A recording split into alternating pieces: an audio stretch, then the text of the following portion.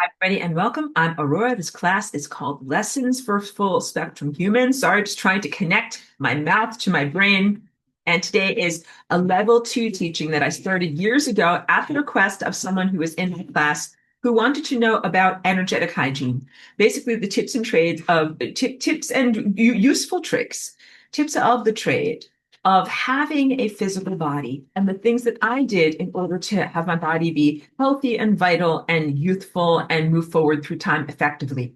And the things that I taught about 10 years ago were appropriate for 10 years ago, and they're still good generalities, but today I'm going to give really the specifics of what you need in order to stay healthy and vital and divinely connected in this world that we're in, which is a very garbage world, but we're coming out of garbage. So energetic weather report is very good. Yesterday was really the first day. We had come really through most of the turmoil by November 20th. But yesterday was the first day that I really felt the energy of a new chapter coming in, really a sense where I was like, you know something, I need to reorganize my workspace. I need to optimize my flow of how I make my projects. I need to move this. I need to set up this. It was a very, very positive breath of fresh air. So I bring that news to you because a lot of people have been like barely hanging on by their fingertips, and also feeling a sense of stagnation where it's like maybe you didn't take out the trash or dust things effectively, where it's like you are just keeping things barely together. Wasn't the time for perfect detailing of your workspace or life or something like that. So please know that now a lot more of that energy is flowing in, so you can not only have positive, genuine hope for starting new projects and continuing forward with projects you've already done, but also all the things that you need to do that are joyful about starting new projects, like, tidying things up, taking out the trash of the old, bringing in the new, finally feeling that energy. So, and I'm giving you that web report so that way you don't internalize and take these time currents as some personal inadequacy, because it's not. So some people might have thought that they were having health issues or chronic flare-ups over the past several weeks.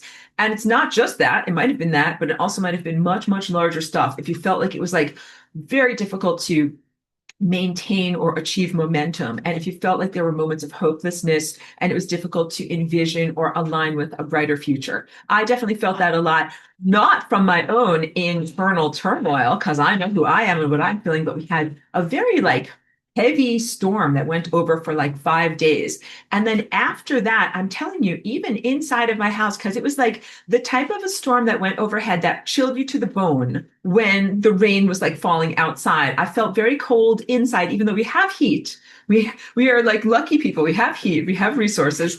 But I also felt that somehow like the damp crept in. And it also got into like my clothing and everything. Like everything needed a big clean out. Like everything needed to be like laundered and pressed, and specifically to be ironed to kind of like drive out the dampness of it. So still had to get rid of that stuff. That's a literal metaphor, like having to drive out the emotional dampness and kind of get back to a sunny, happy feeling and the correct, energy and zest and interest and engagement with life.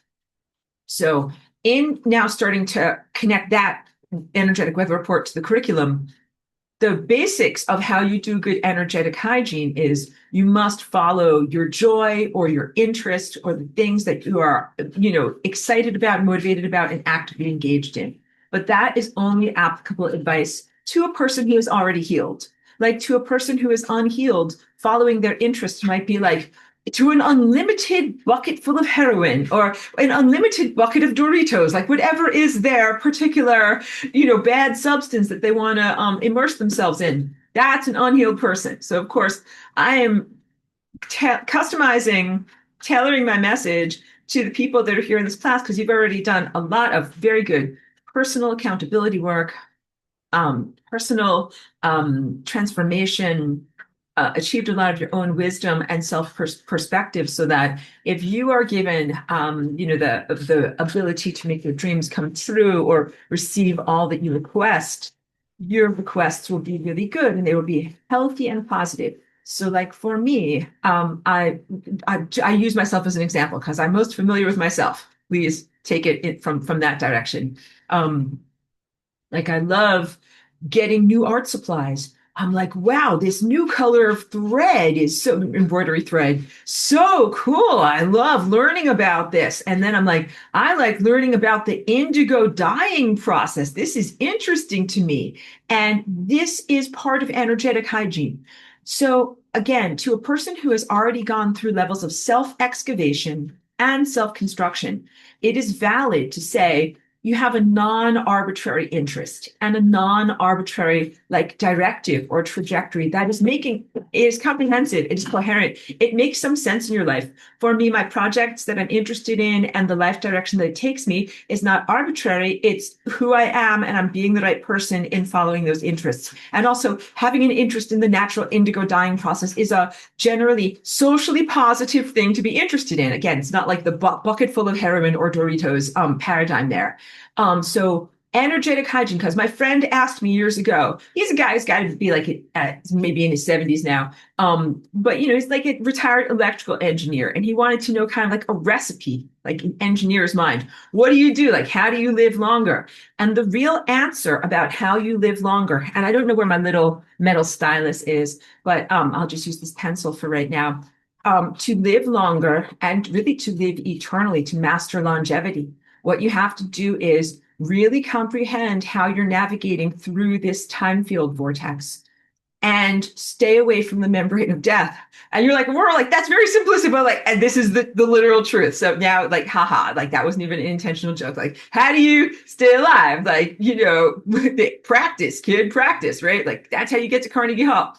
Okay, no, but silly jokes and literalism aside, by mastering the event structures of your life, it becomes possible to avoid the circumstances that lead to your demise and align with the activities and behaviors and event structures that keep you alive. And these are non-arbitrary event structures. So again, if I have an interest in the indigo dyeing process and how that creates beautiful embroidery thread, that is somehow important in my life, that I'm learning about this as an art supply. I'm learning about this as an aspect of my creativity and self-expression. And you can, so when I'm an artist and a musician, and when I get ideas, like you don't judge those ideas because then you're not going to do anything. All right. So a lot of what I'm going to talk about with energetic hygiene today also relates to my role in creative mentorship for artists and musicians. Like, how do you get an idea for a project? How do you stay enthusiastic and energetically engaged? In fact, I have an older video sharing that's called Creative Energy that's from a few years ago, but still really worthwhile to anybody who's a creative person doing that, because I've really mastered that too. Being a good artist and having longevity in your art career is about maintaining good energetic hygiene, because you have to figure out how to get excited or interested or engaged in a project, and then how to stay engaged in it, follow it through to the completion so that you have something that is, you know, either usable or shareable or, you know, complete in some way so the energy flows back to you. So let's start with that. And this relates to anything that's making something. It could be making a song, it could be making a painting, it could be making a dress, it could be making like a loaf of bread or a pie, something like that. But what you first do is you're open to the spark of energy, which is the interest, which sometimes is random, where you're like, I want to bake some bread, like, or whatever. I want to make a dress. That part is miraculous. And we can't look at it under a microscope and analyze it and be like, it comes from here. Like, it comes from wherever miraculous things come from. And you can't make it a push button thing where you're like, new idea, new idea, new idea. Like, you can't do that. You cannot do that. That is abuse of the system and a violation. Do not think in that way. So when these impulses or motivations come to you, they are sacred and precious, and they are also unique to you. They're non-transferable. So if your idea comes to you and you're like, I want to make some bread, you can't give that to someone else and be like, you do it for me, or you should be interested in this. You do it as your own personal interest. It's your own inner directive. And even again, if something seems mundane, secular, non-important, or otherwise not worthy of lavishing your attention upon it, sometimes you miss out on good stuff because you might be like, bread, like that's not important stuff. Like, I want to know about cosmic truth. And then really what you would find out through the process of making the sourdough and learning about microbes and doing a deep dive on what tiny microorganisms are doing, and then learning about gas exchange, and then learning about glucose and the formation of whatever, all sorts of fibers that hold bread together, gluten fibers. You'd be like, bread's a miracle, bread's a miracle. Like you find your pathway to that mind-blowing experience of like life is a miracle through the most outrageous direction. So never say that's not a worthy direction to explore. Like if you want to explore it as long as it's socially positive, right? So you get this initial impulse or directive, and then it's just for you, it's not for others. You're not supposed to share it. Like you're really not supposed to go to everyone else and be like, hey, you know what? I just got this great idea, or something internal or external or something just made me think I have to do this. Like shut your mouth, really. Like that is, and I don't mean to be mean by saying shut your mouth, but literally, this is a chakra that is about energy pretty much exiting, like information and energy coming out of you. And at that moment, when you get an idea, like you don't want it to come out of you, you want it to stay inside of you. You want it to stay inside of you and grow. So you have this impulse where you're like, I want to tell everyone about it, but don't tell everyone about it. You know what you do? You have to turn the energy inward and hold it as your own project. You might do it in a sketchbook, a journal, or something like that to explore your ideas. But for a little while, keep it as a private thing between you and divinity, or between you and the cosmic infrastructure, between you and like the vibrating field of everythingness that makes things happen. And then as you start to do it and you start to get some structure going on it, you might want to mention it to someone else, but you only tell very trusted people. Because if you tell people who are cruel, sadistic, people who are largely insecure and not good in their own right, they might try to kill it. They might be like, that's a terrible idea. Stop immediately. Don't go forward. So part of energetic hygiene as it relates to creative mentorship is also who to tell. And that also relates, like in terms of having a successful project, because some people add energy to a project. When you talk to them and you say, I'm going to do this thing, they're like, that sounds amazing. Go for it. Do it. I can't wait to see the end result. And some people, of course, like they say, like, that's dumb. That's stupid. That'll never happen. And you're, an idiot for even trying. And of course, so you don't want to expose yourself to the pathogenic thought structures, but you do want to expose yourself to the people who would be nourishing and supportive. And then, of course, that's who you want to share the final project with. Then, okay, another part of energetic hygiene is incremental goals. And this is not just like some kind of coaching claptrap. This really is important because you have to like have in manageable bites that are achievable and that make you feel good.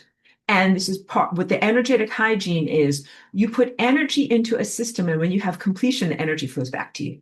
All right. And this energy that I'm talking about, I had to, as I was preparing for class, make a big distinction. I'm like, I have to tell them this. So the energy that I'm talking to you about is the energy that is defined as purely esoteric, purely magical energy, not energy of an electricity, like an electric light bulb, not the energy of black magic, even though black magic does sometimes hijack and misappropriate this natural energy, and not like nuclear energy or anything that is created by or used or exploited by science and materialism, like esoteric energy, like time energy, consciousness energy. And it's also energy of passion and observership, like energy of creation. So this is like a very again, abstract and rarefied level of energy that I'm talking about. It's important to make that distinction because the levels of black magic try to codify something that is a natural behavior. So don't go into black magic, which is like this recipe making of darkness to manipulate reality, and definitely not socially positive. But also in the W-band world, the world of the comic book in my book club, there's been an artificial diminishment or economy of energy where like some people are artificially brought down, like where you should be feeling elevated and expansive ascension feelings in your body naturally, but there might be zaps or artifice that are making your body system not function as effectively and bringing you out of your natural elevated and positive state. And that some people, like on Animal Farm, everybody is equal, but some are more equal than others, that some people would be given more opportunity to raise their energy and to actually accelerate and feel euphoric and good. And some people would be like, no, you're going to get punished and you're going to get all these inhibitory zaps. So maybe like Animal Farm crossed with Harrison Bergeron, which is Harrison Bergeron is a great short story, but very effing sad. So just get ready to be sad. But brilliant stuff from Kurt Vonnegut about people who are too smart to be in a world where all men are created equal. And so they're given zaps in their brain to make them not so smart. Does this sound like something that might be going on fictionally, in a comic book, fictionally, in a world that you might be moderately familiar with? Okay, but the type of stuff that's going on in that world is fake magic. And black magic is already an artifice that imposes itself upon nature and is very undesirable and very irresponsible. So it's not only, I mean, just think Cheeky's barking over here. I might need to open the door for her one moment. We're just going to bookmark my tirade against black magic. Hold on. Dark magic or black magic is self-service and a selfish and inappropriate use of this type of esoteric energy. The esoteric energy is consciousness, it's passion, it's sexuality, but it's also the energy that makes your cells subdivide and bring forward like the next generation of your cells. So it's not just the energy of sexual reproduction, it's also the energy of reproduction in your body. And it also is the energy of when your chakras are tilted, they go from a perfect ascended alignment to being tilted at an angle, and the energy that comes off of there, it's that energy. So that is an energy of momentum through time, an energy of consciousness, an energy of sentience, an energy of freedom, but let's call it like the self-expression of your soul and being free to direct your flight through time and putting people on wildly wrong timelines. So again, the Flying Rainbow Lasagna is a rectification dance that puts people and energy and matter back into where it's supposed to be, back on the corrected timelines. And in that sense, it is not self-serving dark magic in any way, but it does happen in the realm that dark magic perceives. And dark magic also treats that realm as like its own personal playground, as opposed to recognizing that it is part of a larger forum. It's the vestibule of a larger forum that is very much connected to larger divine consciousness. And so it's not okay to play that the lower astral or areas of where the negative intention, tug of wars and shooting matches happens connected to consciousness, which is why it's not okay for that type of stuff to be going on. But everything that I'm talking about here in energetic hygiene, it's a real world of subtle energy that as your light body awakens, you will perceive it. And these are not arbitrary things. So my criticism of dark magic is not only in manipulating reality, but also like it's very facile. It's very reductionist, and it is not jazz in the moment responding to reality. It is only a set series of parameters that is totally inadequate to respond to the complexity of the moment. So you, as good people in the world and as naturally divinely connected people cultivating your light body, you're going to learn to respond to the world. And the teachings that I'm giving you here about what is energetic hygiene relates directly to your energy body, the subtle body that is connected to and part of your physical body, but it's not only physical. So the different things that I'm talking about, like how to be an artist, get an idea, that's the thing that happens in your light body. Your light body is your information body. You have to get information in your information body to be able to make painting. And then you have to keep the flow of information going to that project in your information body in order to have enough interest and enthusiasm to actually pick up a paintbrush and apply paint and make it look like a something. And then the key point is, after you have invested your attention and your energy in your energy of consciousness, like of reality creation, into making a painting or a dress or a loaf of sourdough, you have to have that moment of completion, which is where your energy flows back to you. And the moment of completion for me is often when I put that last dot or last little piece of paint on a painting. And for me, I know that the moment is coming up because I can see like, oh, like there's bare canvas, bare canvas, bare canvas. But like, as soon as I finish painting orange, like this sucker is going to be done. And then I'm painting. I'm like, oh, I think this is the very last, is this the last piece? Put the last little, and there's like, the end of 2001: A Space Odyssey. Dun, dun, dun, dun, dun, dun, dun. Like it feels like that because a lot of my paintings are a marathon and or endurance, long, trek that I'm doing. And then as I'm going through them, I'm also watching the painting grow and evolve. I'm changing and growing as I'm watching this process happen. Time is going by. Sometimes, like a whole year, a whole series of seasons will parade by, and I'm still working on this painting. And then when I put that last piece of paint on there, it's a momentous crescendo of all of the things that I've been doing. And that happens for me whether or not I show it to someone else. But that is a powerful moment, like for my soul, because it's like when the runner gets to the end of the race and you get across the finish line, you're like, I finished that race.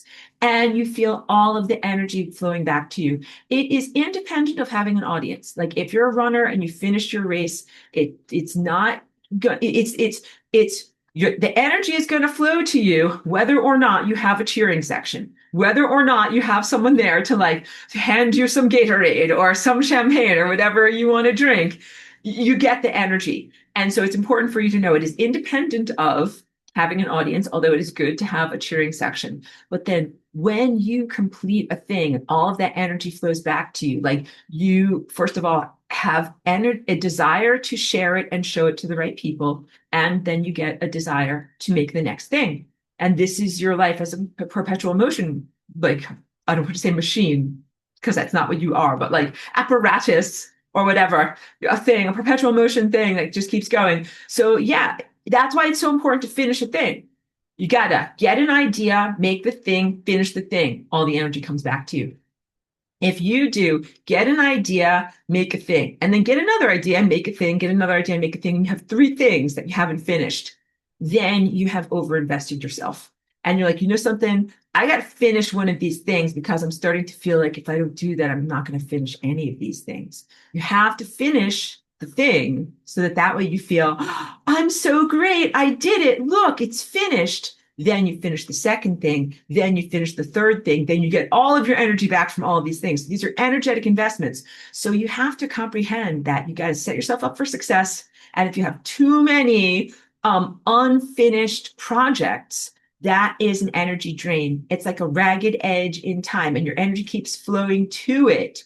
All right. So now that sense of where your energy is flowing to, it flows to unfinished projects that might be something good, like making a dress or writing a novel or something like that. But energy also flows to tasks and chores around the house that are unfinished and that you haven't done. Like I was halfway through of changing the garbage. So I had like the garbage was the bin was out, the bin was open, the garbage was out, but the liner wasn't back in, and it was just there and it wasn't finished. And that energy is flowing to that. Every minute that thing isn't done, it's like an open wound. Energy is flowing to that thing. It's like, I got to finish that thing. I got to finish that thing. I can't leave that thing unfinished. And this is not just some personal, I want to say mishigas, some personal quirk of my personality. This is real energy stuff. So you got to do like, complete the task. Complete the task is good energy hygiene. And if you complete your tasks, you will live a long, good life. So you're like, Aurora, like the lesson here is that you're supposed to take the garbage out of the bin and put the liner in fast and not have that be like an unfinished task for 5 or 6 hours throughout the day. I'm like, yes, correct. That is absolutely correct. Basically, you live a long, good life when you are able to self-direct your time. You have longevity when you self-direct yourself through time or propel yourself through time. And you are able to optimize so that you have the minimum amount of ragged edges bleeding your energy away to the periphery and the maximum amount of energy put into energy investments that you complete and then come back to you. And if you have like 100 units of energy each day and you use them correctly, then your 100 units of energy comes back to you. People really die because they are constantly doing like something where they put out 100 units of energy and maybe they get like 5 units of energy back. Like, that's a terrible energetic investment. You have to make much, much better energetic investments so that way things actually come back to you. I can go in so many different directions because a lot of you are dancers who dance with me. And I'm also attending to my dog and watching her outside. who dance with me on my Tuesday dance group. And you know that I always talk about how when we come back from doing our Flying Rainbow Lasagna dance with the sun, that you're an energetic millionaire and you should put your investments into the things that most matter. And that's definitely truthful, like into caring for your physical body, caring for your dogs and cats, caring for your garden. You make those energy investments with that burst of energy that you have when you like first come, back from lasagna-ing, because those are the relationships and the organisms and the people that will give back to you. Like if you're not feeling that great or if you're feeling low, those are the people that will give back to you. So that's a good energetic investment. This is all like a general guidelines for how to tell what is a good general what is a good energetic investment and what is not. So a good energetic investment is one where there is minimal friction and what you send out comes back to you. And if you send out goodness and care, that the other organism or person or even organization sends out goodness and care back to you. And then you're able to keep going. And you can also comprehend, like you've been in a system that is a very non-functional system, and that is a feature, not a flaw. And it is intended to vampire off and drain off people's energy. And that's why the information that I bring to you is radical, like mind-blowingly radical, but also obvious to me because it's something that I do naturally, but something that must be articulated to people in this culture where people haven't been able to act naturally and even explore or innately, intuitively develop these behavioral patterns. So I do this because I know that this is the way you're supposed to do it. I might need to articulate this so that you then have a structure or a discipline in how to live in this way that is not actually, it is a disciplined and it is a focused way, but it is also a flexible and non-orthodox way. It's like jazz. I don't know if you can say, is jazz a discipline? Yes, no. The ability to innovate. Is the ability to innovate a discipline? Yes, no. I actually think it is. So let's delve into this too. And I'm going to keep going with things you can do with your body, of course. To be able to play jazz with other musicians, you don't just randomly play on the keyboard. You do have to have a sense of what is your tempo. Everybody plays at the same tempo. What is your key? Everybody's in the key of G or the key of F. So you have some basic parameters that you're working within, and then you make sure that your instruments are in tune. And if you do those basic things, then you can express yourself in individuality and some, freedom of expression and hold the song together. But it doesn't work if other people are playing according to a particular beat and you're not on the beat, or if they are in F and you are in G, that these are things like you're going to be out of tune. So we try to do the same type of thing with what we're doing in integrating our own individuality with the events of the time field and with other aspects of human consciousness. Okay. So of course, I come from a different place, a different type of culture. I'm trying to recreate or optimize this culture into that type of culture. But yes, you should be completely self-directed throughout your day and have the opportunity to explore what is important to you and what you want to prioritize. And that is the basically essence of choosing how you move through the time field. And I recognize that in this world, many people feel very out of control and, or have up to this point, felt like something else is running your life for you, like scheduling your day, making you do things at certain times. And then there's very, very minimal opportunity for being able to have self-choice. So that's one of the things that really has to change. And that is something that was, again, a feature, not a flaw of the system. People intentionally domesticated and colonized into a particular relationship with time that is not a healthy relationship with time. So you have to be able to be innovative, free, and flexible. That is part of energetic hygiene. So if I tell you that also, if you want to know, like, how do you live a long life? I'm like, well, you have to be able to be in charge of your own schedule and have a flexible day. And you're like, oh, bro, like most people like have to get up at a certain time, have to go to a job at a certain time, have to pick up kids at school at a certain time, have to do all these things. I'm like, I know it's not that good. And I'm smiling because it's not that good. So you're all starting to comprehend, if you haven't already, intuitively come to these conclusions. Like, yes, the basic structure of society is antithetical to longevity and energetic hygiene. And it makes a person either outside of the system or an iconoclast, like a systems breaker, if they refuse to participate in these things. And I've always refused to participate in these things as much as I practically possibly could, because of course I participate in commerce, I participate in human dynamics and different things like that, but I try to do it as much as I can as this jazz musician in time. Okay, so let's talk about also, of course, I'm very open to questions and comments because I'm going to talk about the specifics of what you can do with your body, but that was important stuff because, you can do these specific things like getting a red chicken leg, which is one of the things that I always recommend to people because I think it's generally good, not that expensive, and really, really helps against some of these micro machineries that fictionally try to colonize people's blood supplies.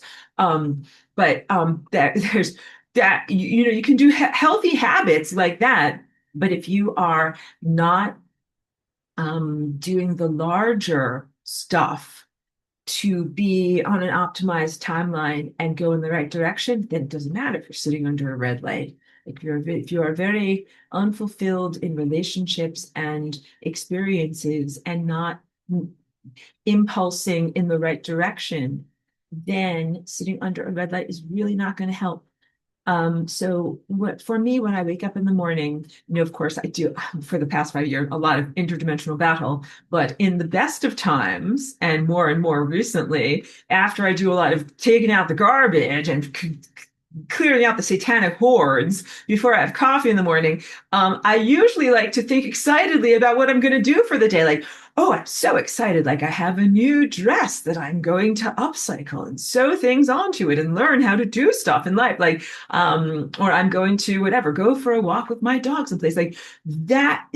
It's essential to find that energy. So with energetic hygiene, you have to have an antenna that aligns you with your excitement. You have to be able to be like, what am I excited about? What feels good and amazing? And you apply that antenna to your day, and that's how you structure your day. And you also apply that antenna to whatever substances you are consuming. So you have to be excited about your food. If you're not, something is not right. And food is a glorious pleasure and a privilege of being here. Any type of modern technological thing that's like food is garbage and just eat human slop and then one day upload your mind to an AI, like say a la San Junipero, and then you'll have good food there. Like that's a terrible paradigm. No, like, and that's also very much like this dystopian type of stuff of like eating bug protein or maggot juice in the morning and some kind of 3D printed meat. Like all of that is a low quality of existence, hellish existence. Food has consciousness, food has light in it. Food is the source of light along with the sunlight in your body. So food absolutely should be a fantastic, good, pleasurable thing for you to be able to ingest and celebrate while you're here. So like I've already talked to you about this. What's the energetic hygiene surrounding food? Like you have to shop by glow. And different things will jump out at you. For me, it is visual. Like it's very, very obvious. And there might be two different things, like whatever. Here it's fruit in the store, and they look to your eyes, they might look identical. Like which orange are you going to purchase or whatever. But like one of them is for you, and one of them is obviously not for you. And the one that's for you, it's like extra super saturated and glowingly orange and amazingly everything. And you're like, that's the one for me. And you just get it. So these are non-arbitrary. And again, they're not just like a person with obsessive compulsive disorder, which I've been accused of.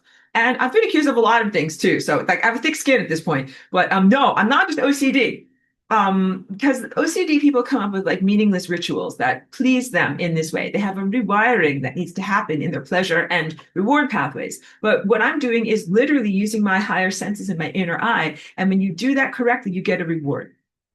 And the reward is not like it's not like you're in a lab experiment and your reward is whatever, like a pellet of food in your food dish now. Like the rat did the right thing, give it the pellet, the pleasure pellet. Oh my God. No, that is not what you are. And that's not how God is treating you. Or let's say Christ, your inner teacher, is not treating you in that way. But when you align with truth, you get a reward. And the reward is the reward of a really genuine good feeling of fulfillment, really good feeling of health and vitality, and also no more fear, because you're like, well, wait, all I need to do is keep on shopping by glow and then I'll have everything that I need. It's like, yeah.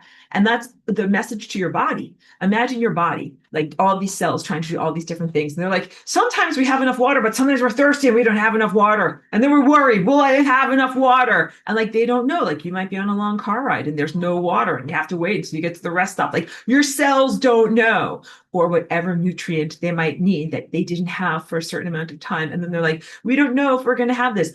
Of course, everything is different when you shop by Glow and when you administer your resources. Like, you're like, it's not just when you shop. So I do this throughout my day. So, okay, you go to the store, shop by Glow, you come home with a bag full of groceries. Like, you don't eat everything at once. Of course not. Then you have to eat by Glow. Now that you put everything away and you're like, what is the thing that I eat? What does your body need right now? And then how much of each thing do you need right now? That is energetic hygiene. And this is a level of fine tuning your moment to moment existence that most people do not have the bandwidth for. You really have to eat in this way. So again, it's not like there's any food that is forbidden or off the plate. I refuse to eat genetically modified, fake food and other things that are harmful and poisonous. But like, if you had an array of genuine food, and it's all available to you, it's really dependent upon what does your body need in the moment. Like, if you need sugar and vitamin C, your body's going to want the orange. But then, like, should you eat the whole thing? Should you eat half of it? Should you eat a quarter of it? Like, these are very, very real questions. And it's not a moral answer. Like, the moral, let us consult the scrolls of morality that say, thou shalt only eat half of thine orange. Like that. How much energy do you need in the moment? And how do you know? That is totally up to you. This is energetic hygiene, to learn how many bites of the orange you're supposed to eat. This has become an intellectual exercise to you, but each one of you, when you were a toddler, did this. And it drove your parents crazy, because they would put food in front of you and you would eat 2 bites and you'd be like, I'm done. I want to go play. And they'd be like, no, eat your food. And this is why most people have miscalibrated now, where they cannot sense how many bites of food they need for their energetic hygiene. And when I said that, a bunch of you just clicked and you're like, oh, like, so we're supposed to like act like children? I'm like, yes, you are supposed to act like children. So for you, it is a mental state that you haven't achieved in adulthood. So you have to go back to childhood to remember what it feels like to be in the spontaneous flow of time and eat according to your body needs and your natural appetites and of the food that is available. We're definitely getting there. Okay, so energetic hygiene, shopping by Glow. I'm teaching you about applying your higher senses to reality. So we have to also talk about when you're receiving things that aren't edible things. So when you receive anything, you have to clear it. And I always clear my food and I always clear my grocery, but you clear your food when you're receiving something questionable. When you're like, I don't know about this, I better clear my food. But I shop at a good store that is a health food store. And when I say that it is a good store, it's not just the quality of the ingredients there. I also agree with their hiring practices, the energy of who works there. I know the shop owner. He is a good person. I know the way he treats and pays his workers. They are well paid. I know what the working conditions are like. I know what the hours are like. All of that is part of the energy of the food and the shopping experience. So if you go to a place that's not an optimum store, but it's the only thing available, like this is the only thing available, I have to be in gratitude and going to buy my whatevers I can get here, you clear it. So an example might be like, whatever. You have to go to Costco and you buy one of those questionable Costco rotisserie chickens. You're like, I know it's not the best, blah, blah, blahs in factory farming, but this is what is available to me right now. So I'm going to receive this in gratitude. And what you do is you clear it. So this is not arbitrary or OCD. This is a very, very real restructuring of the emotional energy around an object. Anytime you receive an object, you are receiving emotional energy, and you must manage that emotional energy. So you want to clear out curses or bad stuff and receive the blessings. And receiving the blessings is a big part of it. So I have to add that in, because we can be too focused on like clearing out the curses, especially in this very garbagey world. Okay. Sorry, got a little distracted from that. So one example is I order tons of things online, art supplies and other things like that, and fantastic indigo dyed threads that I'm getting so excited about making for my clothing. And when a package is on my front door over here, before I bring it inside, I clear it. And that is a use of my hand vortex, like a reverse vortex across there, and a use of my eyes and a use of my intention. And what I'm intending is to clear out any negative emotional association with that package coming to me. And that could be like maybe the delivery driver had a bad day or was just a cruel or sadistic person, like going around being like, take your stupid package, lady. You're like a Grinchly delivery man that was like, I hate your stupid package. I hate your stupid package. I hate everybody's stupid package. To clear out any of that energy, or a warehouse worker or someone that's like, I hate my warehouse job, blah, blah, blah. I wish I could do something better. And that energy is like people have their valid lives, but I don't want to bring that energy into my home. So you clear away that energy, but also blessings are received. So when I receive a package, I clear out anything that's curse, but then I say to myself, and all blessings are received. Sometimes I can actually sense the energy of the delivery person is like, this person is good. Like, I hope you love your yarn, lady. Like, here's your yarn delivery. I'm like, thanks, mister. Like, sometimes it's that beautiful and good. So you have to know that it's a balance in life. So let's talk about, hold on a minute. I want to talk about going to thrift stores and the procedure for going through thrift stores and reading objects. Gotta bring Cheeky inside because she's being a little barky. Let's go get her. So let's begin with an anecdote.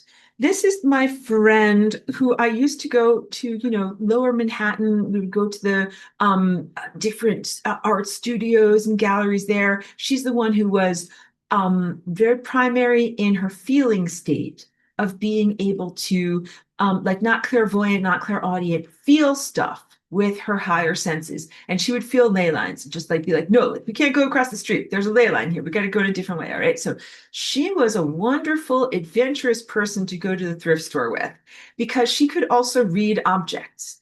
And so I don't remember what the name of that psychic gift is, the ability to read objects. But this is what I'm talking about when I say you become a literate Christ. Not that she was a Christ, like a perfect person, a saintly person at all. Not at all. Not at all. She drank a lot of alcohol and actually like had some drinking while driving issues. Okay. So not a saint at all, but definitely had some saintly charismas in her higher faculties there.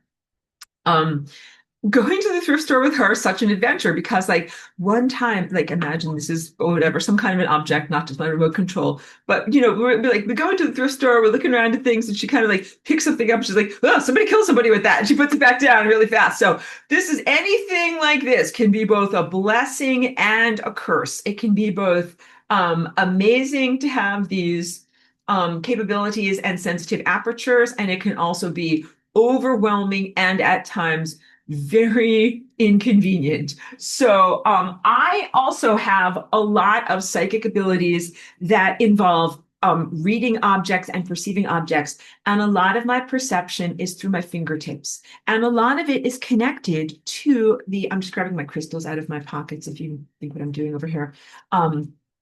If you ever I smell through my fingertips. So this is a strange, unusual quality of me, but it might be relevant to you. So I'm sharing it with you here. So my energetic hygiene, this is part of my energetic hygiene, because what I'm able to do is touch on things and determine whether or not I want them to be in my energy field.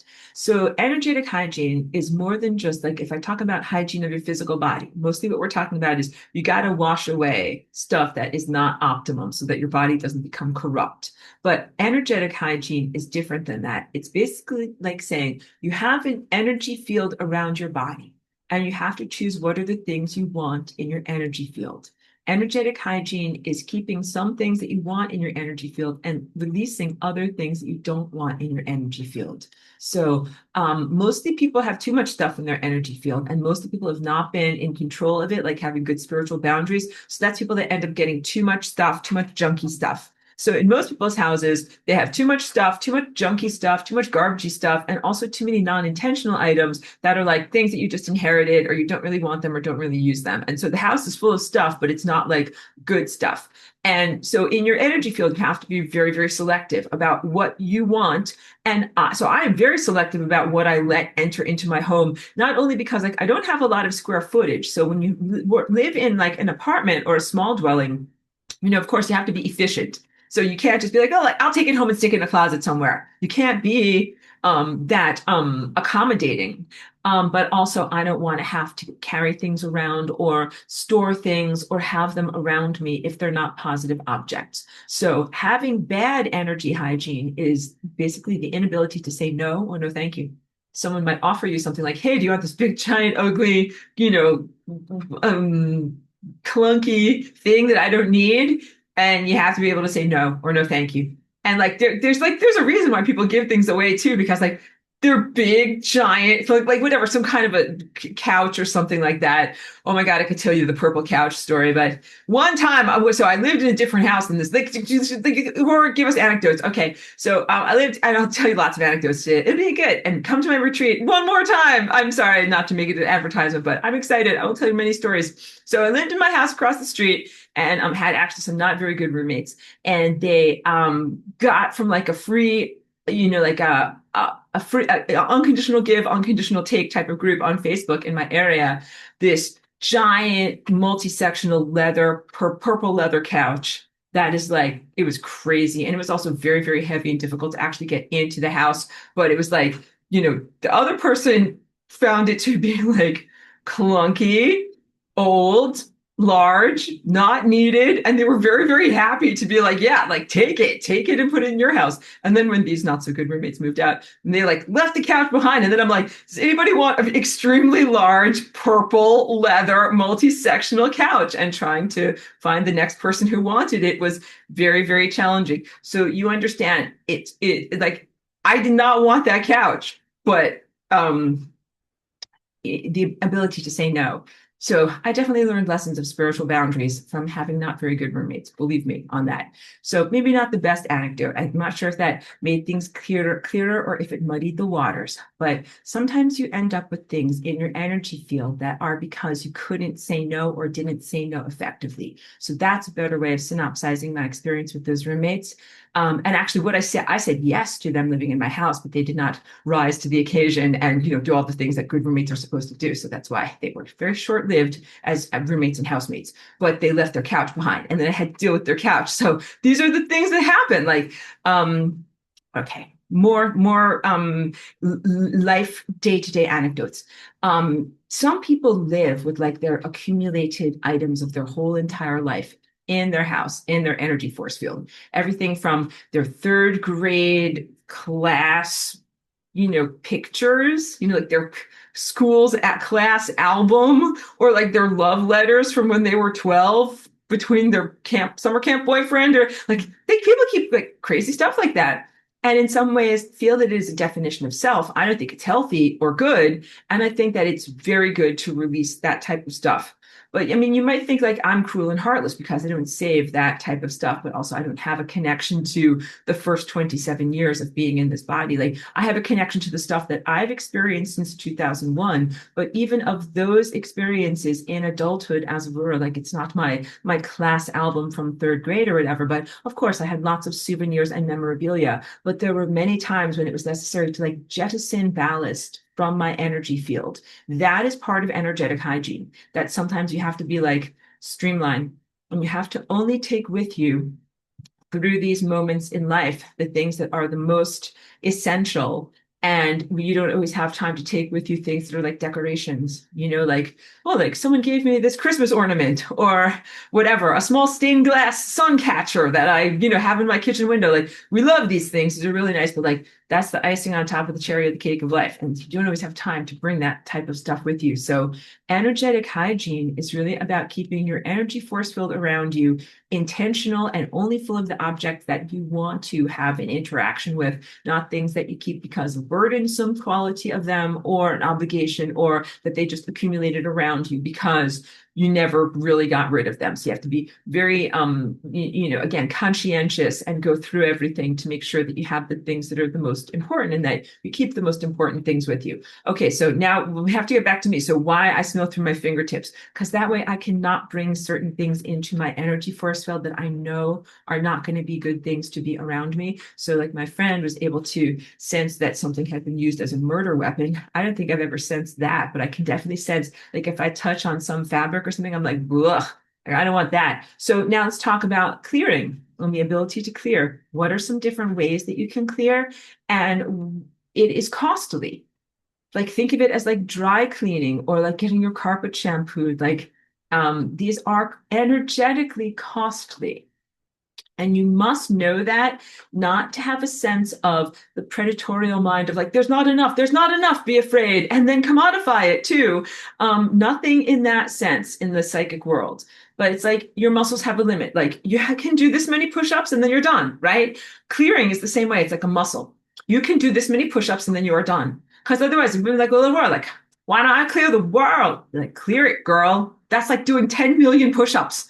And then also, like, you're gonna have to clear it again. Like it's gonna get messed up again. So you're gonna have to do that again. So think about that in your reality as well. Clear the things that are meaningful to clear, like because I do drive-by clearings all the time. And that's because I have a lot of lasagna energy. And also I use my crystals, which are like amplifiers, like Jimi Hendrix style, loud amplifiers. But I do drive-by clearings in my neighborhood all the time where I clear myself out, my neighbors, the park, everything. And that's totally acceptable if you're an energetic millionaire, okay? But only do that if you have enough energy to be able to do that. You're gonna, do like a million push-ups, right? And you have a lot of muscles to do that. But then just know, like, just you're gonna have to do it again tomorrow. Like this stuff gets messed up, and then you have to clear it again. So don't think that it's a one and done type of effort. So foster your resources and make your efforts worthwhile in how you do these clearings.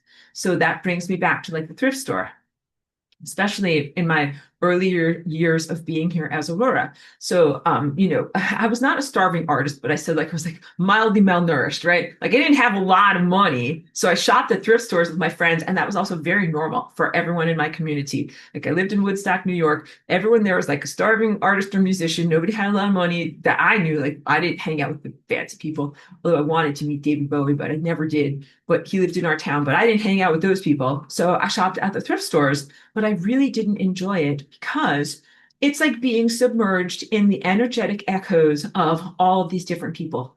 Like if you're a psychic person and an empathic person, you feel all of this stuff that people leave as energetic traces on their clothing and items.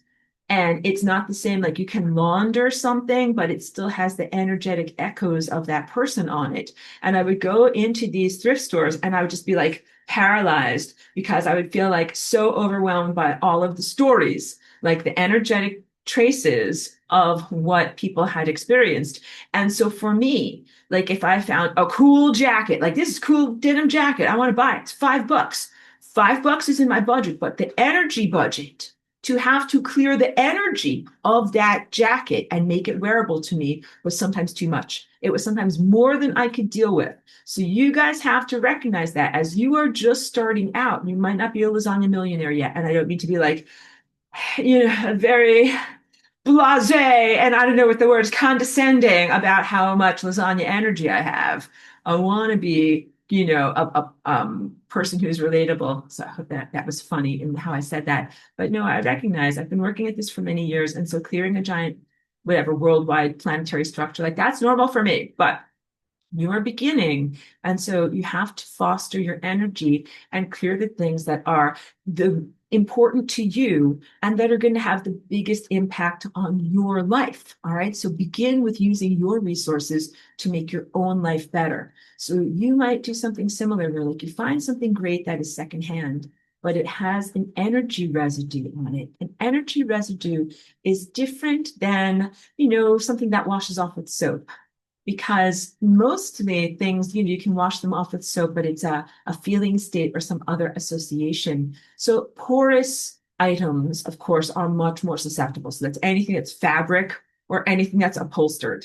So just know, like, if you get something from the free cycle or from your whatever donation station in your town, like lots of towns have this.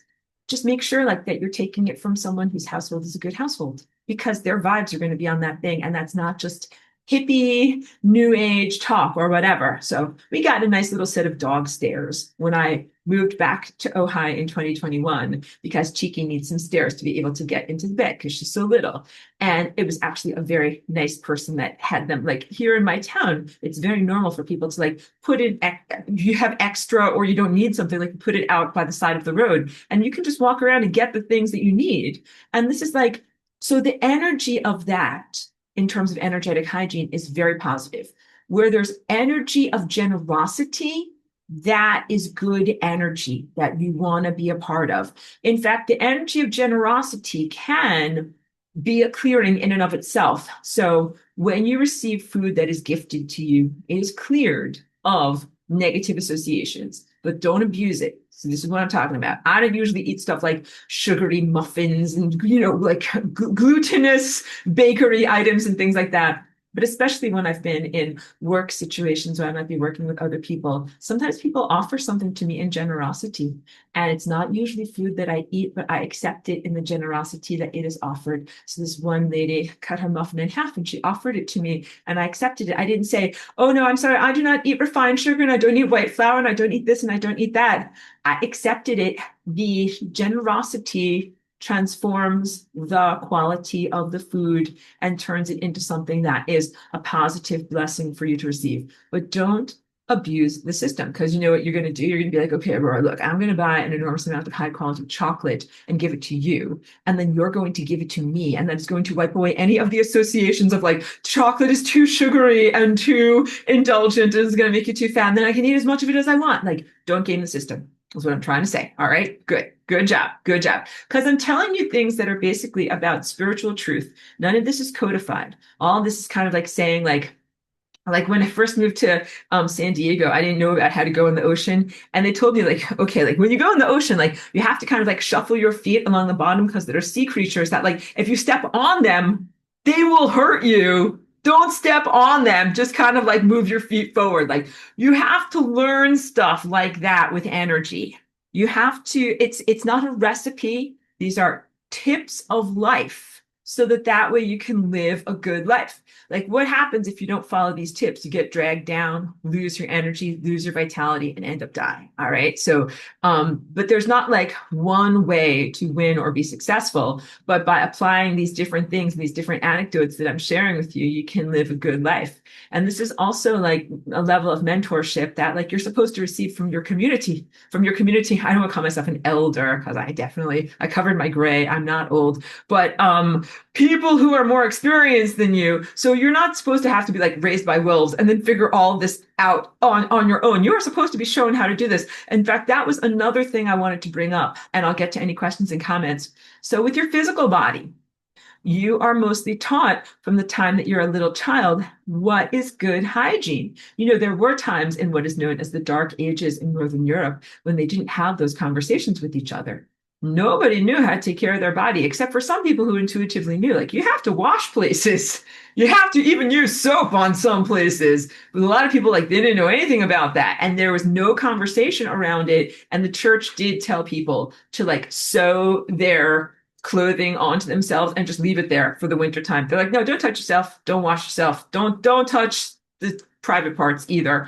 So, people didn't know how to care for their bodies, except for some who were intuitive or might have had some lore and guidance from others. And that could also be things like how to keep your teeth clean or, whatever, how to deal with your monthly menstrual cycle. Like these are things that people have to be shown because you don't come here with the skills of knowing the care and feeding of a human body. Think of it in the same way with your energy body or your light body. So your light body, you guys are just starting to awaken that. You're a light bulb that is just starting to have enough energy running through it to actually be like glowing and emitting light. And so everything is going to change for you. The things and the habits that used to be okay, you might now find to be really antithetical, or you might be very allergic to things and irritated by things that used to be acceptable or palatable. And that can be different types of foods, but it can also be different environments. Like I've told you many, many times, it's not that it was ever that that palatable to me, but I used to be able to endure going into some of these larger shopping centers where they have really bright lights overhead. And now when I go in there, I can't take it. Like Costco is like, it feels like a movie set to me. Like it's so bright. It's so unbelievably like, and it's not just bright, but it's like white. It's like the color of the light is so glaring from there. Because I was getting my dog's medicine there for a while because they have like, a pharmacy section. Because ordinarily I avoid these places, but I'm like, oh, well, if that's where I have to go for my dog, I will go there for my dog. But boy, oh boy, the lighting's terrible. And that's also why I like the energy from the food that I get at my local store. They don't have those bad lights. So that also means this. The people that are there aren't absorbing those bad lights. Like their bodies aren't being irradiated by whatever is the negative fluorescent frequency there. And it's also, I think that the frequency of some of those lights even reduces the vitality of the fruits and vegetables that is underneath them for quite a long time. So it used to be, and this is like 20 years ago. So this is when I first came here as Aurora. The type of lights that they had in the produce section was called metal halide, sometimes sodium vapor, but mostly metal halide. And these are the same types of plants that actually growers use to grow plants inside. And one of the people who owns the shops was telling me, oh, he has so much of a problem because the lamps are making his produce grow. Like he has like, piles of potatoes that he wants to sell to people so they will eat them, but the potatoes are sprouting and growing underneath these lights. And so there's a real reason they spray potatoes now with a growth inhibitor so that they will not actually grow. They make the food dead and then put it under these dead lights too, because it lasts longer, but it is not better. So you just have to understand, like, and that's of course 20, I've witnessed the slow creep of the agenda, the anti-life agenda over 20 years. Like my shoulders definitely went down on that because very, very disappointing that it used to be a lot better. So if you're a young person, you're like, man, like it used to be better. It used to be better, but we can make it better again. We have to, through being much more selective with the type of lights that illuminate our environment. So good energetic hygiene also has to do with what light sources or energy sources you allow in your environment and being able to say no and have good energetic and spiritual boundaries against pollutants or irritants in your environment. Good energetic hygiene is also like turning off the volume on the commercials on a TV or on a Netflix or on a YouTube or something like that. Like it doesn't matter where I am or what is going on when the commercials come on. It's so jarring and so just it's an assault on your neurology and on your light body. You don't have to be polite. You can be like, wow, turn that off immediately or turn that down or reach for the remote or do whatever you need to do. But like, you don't have to allow that to come inside. And so this is like, again, social dynamics and social boundaries for you to be able to improve the quality of your light body. So some of the things that you need to do to protect and enhance your light body are about how you interact with other people, but some things are strictly about what is within your control. And we want to spend some time talking about that. So that literally, would be things like using the red chicken light, the infrared light. So I use a bunch of different forms of infrared. I also have a very nice low EMF infrared heating pad. I've had it for years. And there's another one that I have that I like that has kind of like these heated stones that, they kind of like warm up and then you can wrap it around like a joint, like your knee or your elbow or your back or whatever it is. Like that's infrared and that's really great for recovery after dancing or sports or some kind of activity or something like that. The red light is, I think, more transformative, deeper and better. And if you have access to sauna, that is also another form of energetic hygiene. Because what we're really talking about now is ways of being able to purge energy that is non-optimal emotional energy. And all this, it takes energy to purge energy. So think of it like, what if you found a beautiful dress at a thrift store, but it was covered in motor oil? And you're like, okay, the dress is only $5, but I know I'm going to have to wash it like 52,000 times and use a lot of soap, but eventually the motor oil will wash out of it. That is truthful of some items energetically, where the effort to restore the energy, the emotional energy and balance and equilibrium to it, it requires so much input or effort from you that it far outstrips the value of the object or the value of what you need to do. So like, when your vortex of your hand is moving, it's like a Cuisinart, like a food processor, and it's chopping through crapola, like chop, chop, chop, chop, chop, chop, chop, chop, chop, and it clears that all away. But even a Cuisinart, like if it came up upon something that was very, very um you know, like strong, durable, it would slow down, maybe even stop. You don't want to overwhelm your system by doing that. You got to have plenty of energy so that you stay at maximum, what do we say, RPM, like vroom, vroom, vroom. Like when you're clearing, you have to be at maximum RPM so that way you don't get blowback from the stuff coming inside of you that you're trying to clear out. And this is big in your environment and in your confrontational activities and exercises. I do a lot of confrontational activities and exercises against evil and garbage, and I have to keep my RPMs high. And so this is why I do all of my energetic exercises. And then also you have to like don't take on the entire satanic horde. Like do small but meaningful portion. All right, a small portion. Be like, this is what I'm going to clean up for today. So managing your resources, managing your esoteric energy resources to be able to clear effectively is a whole masterclass, is a whole level of artistry and part of mastering reality. So some different ways of clearing. Clearing with your hand vortexes, which is also equivalent to clearing with your mind or your eyes or your inner eye. But let me grab this down here. You can also clear by using minerals, crystals, and specifically salt. So this is a mineral that is called selenite, Selenite, and it's whitish, has these striations in it, and is a type of salt. So you cannot get this wet.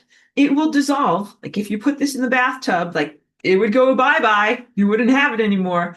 But the way that you use this for energetic hygiene is it absorbs excessive emotional energy. So for me, I do a bunch of different things that involve salt. I'm lucky to have a bathtub here. I use high quality like Epsom salt or magnesium flakes, get into the bathtub, and that is one way that I resolve excessive emotional energy. Basically, it's not mine. So like when you get into the bathtub, you wash away the stuff that's not you and you leave behind the parts that are you. Like dirt and grime and grease and bugs, that's not you. And dead skin cells, that's not you. You wash that stuff away in physical hygiene. In energetic hygiene, you wash away the stuff that isn't you. And a lot of it is other people's stuff. And I do a lot of work with personal sessions and helping people and attending to people and their emotional needs.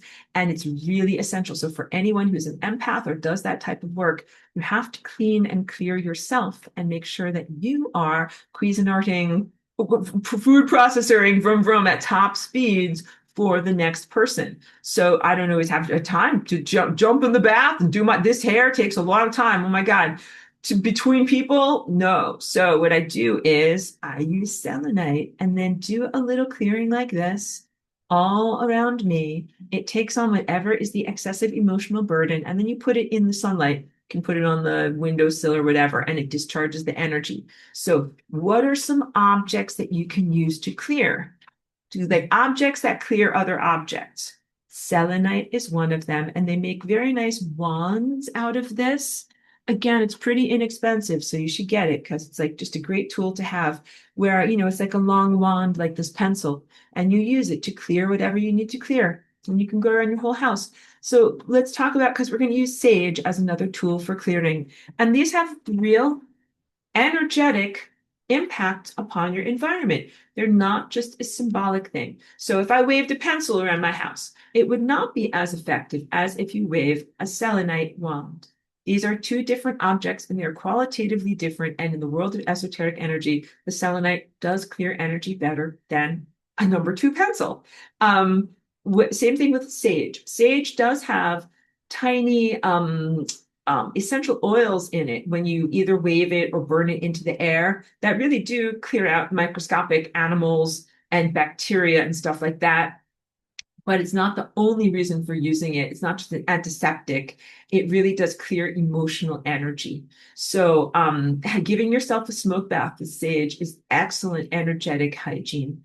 And you can do selenite pretty easily, carry it with you in your handbag or use it at the office, but deploy sage only in places where it's appropriate to combust stuff because not everybody appreciates that. But it's very powerful. Like if this is sage and it is burning and it releases the smoke, and that smoke goes through my energy field here, the smoke really does catch and cling to things that are emotions that aren't mine and carries them away and clears them away. So the first thing is how to sage yourself.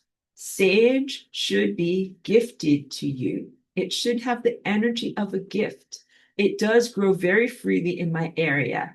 If you go out and gather it to use it for yourself or to use it for others, the energy hygiene is to ask the plant if you can have some. It does matter in terms of energy hygiene, just like it matters to shop at a store where the workers are well paid. The energy of that goes into your food. Your food is better. So it totally matters. This is not just OCD weirdness to ask the plant and be like, can I have some of your leaves? And then it will tell you how many and which ones. And you have to follow. You have to shop by glow. You have to follow. And then thank it. And then you ask the other plants, okay, so let's say you do this and you gather enough for yourself and then enough for others too. Then you have to gift it to others and you tie it up in bundles and you gift it to them. And that way they don't have to go out and do this and they are able to receive it. But like, I don't know, like you can buy sage in a store. There's nothing wrong with that. But if you buy sage in a store, like you should buy it from a good store that is like good people that have good energy. I don't have better words for saying it. That's why I laughed at myself midway through that. I'm like, this is just going to sound like a nonsense Hallmark card because the words do not accurately portray it. But like, not people who are commodifiers, because some people are like, all right, great. Like, we're going to clear cut this whole entire mountain. We're going to take down all the sage. We're going to create 10,000 bundles of sage. This is me. This is me. This is me. I'm a stock market guy now. And I'm that meme. And I'm like, sage. All right. I'm like doing a pitch. We're going to chop down that mountain and we're going to maximize the sage and sell it to everyone. That is not the attitude of what you're supposed to do because the whole aspect of sage and gift giving and the generosity and the receiving of it is that it is an instrument for clearing. Okay. So in some way you have achieved accessing sage and you either have a wand of it bundled together or a sprig of it or a leaf of it. You ignite it and then here's what you do. You have to bring it around yourself like this and even kind of lift up your foot, lift up your other foot, go under your foot, go behind yourself. And when you do this, you have to express gratitude to yourself. Be like, I'm so happy and grateful for myself. You're like, I love my shoulders. Like, I love my spine. I love who I am. I'm grateful for who I am. All right. And then how do you clear your house? You should clear your house just like you clean your house. So you should do physical cleaning for your house. I need to do physical cleaning for my house. I'm like not a poster child for being clean. Like I got a sink full of dirty dishes right now and lots of places that need to be vacuumed and scrubbed. It's because I prioritize my creative energy. But please know, like each one of us have to clean our houses at a certain point. So that's like, you're going to get the Windex or the Eco Cleaner. You're going to, like wash the toilet. You're going to wash porous substances. You're going to like clean stuff out. You have to do that. Otherwise you live in a pigsty, right?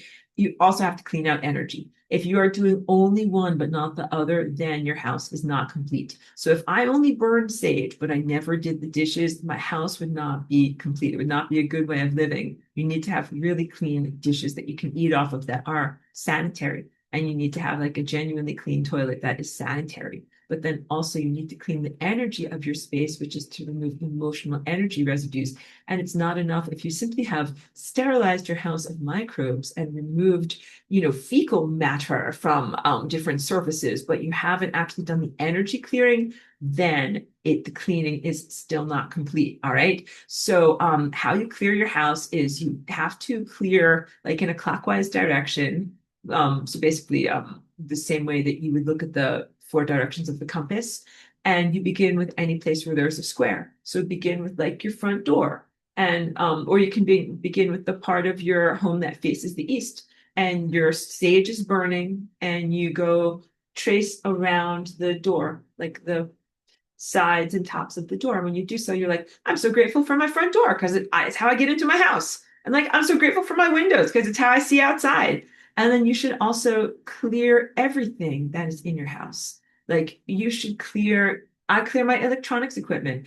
And when I do that, we need to talk also about clearing your digital identity. So bookmark that for me in case I get far afield. But like you have to clear your electronics of emotional residues, and then you also have to protect your digital identity. But right now I'm talking about like my physical body. I'm going to clear my piano. I'm going to clear my speakers. I'm going to clear my computer. I'm going to clear my paintings, and I'm going to express my gratitude for having art and music making equipment. And I'm going to, clear my window. And then I'm going to go into the kitchen, and I'm going to not only clear the kitchen, I'm going to say, I'm so grateful that I have my own kitchen and for all of my food making equipment and for all of my healthy, good food. Like when you do that, you are applying that I don't want to say attitude of gratitude, but the energy of gratitude. Like when I received that glutinous muffin from my friend, the energy of gratitude clears your food and makes it more nutritionally available to you than if you didn't do that.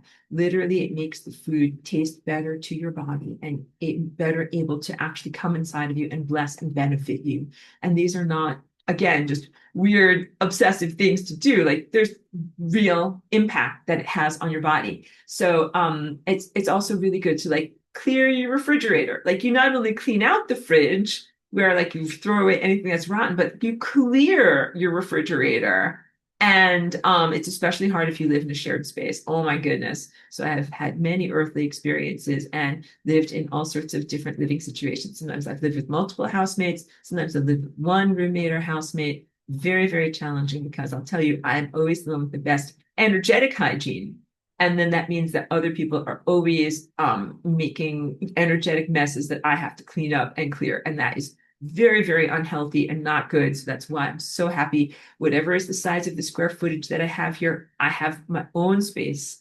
And that is a life achievement because it means that the energy here is my energy. So if there's energy here that needs to be cleared or cleaned up in some way, it's my own and I take responsibility for it, but I do not have to clear up anything from anyone else. So a negative example is like I lived in a shared house once where the owner of the house, who was my housemate and landlord, would come home from his own job where he was unhappy and unfulfilled, and he would be angry and he would, drink a beer and yell at his dog. And that energy of him being angry and yelling at his dog was, downstairs. It was all around the first floor. It was all around the place where, the kitchen where I would go to prepare my food. So even though my rooms were different and apart from that, that energy had a destabilizing impact upon me and made me feel like, not optimized and not on the best timeline, not on the best timeline for, personal experience and growth. So please know that part of energy hygiene is also optimizing where you live. It's why I moved out of that space and I live in this space. And always think about that and consider energy hygiene too. When you are considering living, I don't want to say partners because that word does not have the right connotation, but people that you live with, you have to consider the energetic hygiene. So you might think like, well, hey, if you have some extra spare rooms that aren't being filled up, why not rent them out to someone else? And I want you to know, look, you have to be really, really careful, not only to make sure that the person is going to pay the rent. And I told you about my bad roommates already. They did not pay the rent and do the dishes. They did not do the dishes. And they brought home this giant purple couch. All right, enough. I've clearly processed it. But you have to make certain that you live with good people who either are at the same energetic level or a higher energetic level, because otherwise you're always going to be cleaning up their energetic messes and or carrying them around in terms of their energy. And so consider that in terms of, because you are a very select audience. Like other people in the world, this message would apply to them differently because they're not necessarily in levels of self-construction, self-exploration, consciously building and creating their light body. So you guys are spiritual athletes and you're like, yeah, like I'm getting my spiritual metabolism going. I'm doing good. I'm releasing ballast. And if you are, suddenly move into a roommate situation, you have a roommate around you who's like totally not going anyplace energetically, like a person who carries a lot of emotional burdens from the past, hasn't processed their stuff, isn't learning, isn't growing, and has a lot of whatever, comes home from work and in a terrible mood and spews that all over your energetic shared space in your home. Like that's gonna slow you down in your ascension. So having boundaries and being able to be selective about who you surround yourself with is a big part of being able to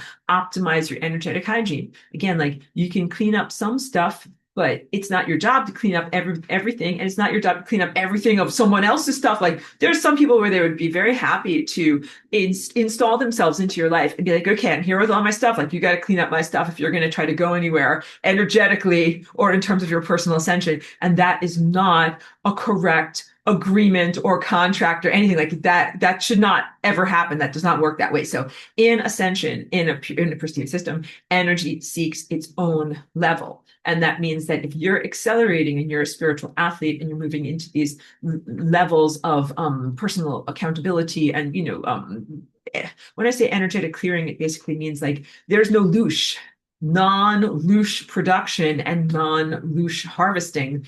You have to surround yourself with people who are doing a similar thing, because otherwise people are just emotionally reactive and in the process. They're loosh factories who are just there to do that, and they're on and subconscious. So you already got enough to go any further into that. So more practical stuff for cleaning and clearing. So sage is one that I use, and here I can combust. In places where I couldn't combust, I would just hold the sage and use it as a wand. Crystals are also another big thing. Crystals are not just something that is a whimsy that is projected upon, but you do have to program crystals in exactly the same way that you program like a USB drive or a hard drive. So like, here's my hard drive. I got it from a reputable place. I knew it didn't have malware and bad stuff on it. I formatted it so I could put my information on it. I know this has my information on it. Here's another example. I have my crystal. This is my crystal that likes to meet people. So this one likes to be held by other people. But whenever people touch a crystal, your energy imprint goes onto that crystal.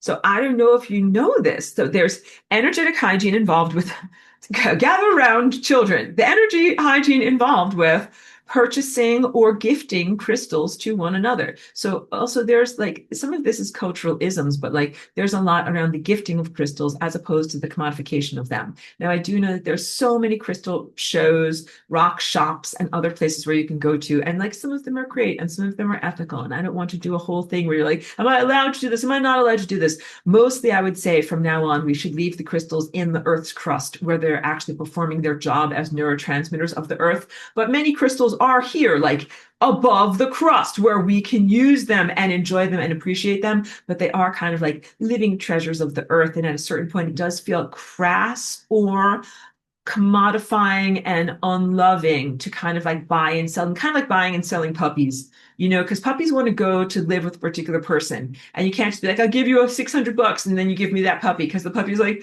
like, I don't like you. Like, I like that guy better. So this is, again, energetic hygiene. Like in the world that I come from, especially in Woodstock and near the time before a lot of technology, we would trade crystals and gift crystals to one another all the time. But like the puppies want to go home with certain people. And if they want to go home with you, like they should go home with you. Like you should gift them away. And then the other person should be like, wow, like that's so cool. Thank you. Like I'll give you something of equal value. Like this is a different energy of generosity. And I guess you'd call it sacred commerce of how we treat these types of items. And the things that I just shared with you might sound like they're arbitrary or like they're cultural or like this is just a bunch of made up nonsense. Like, what are you talking about, Aurora? Like the gifting of sage, the gifting of crystals, and the gifting of halves of muffins. There are cultural isms that have grown up around this. The energy is for real.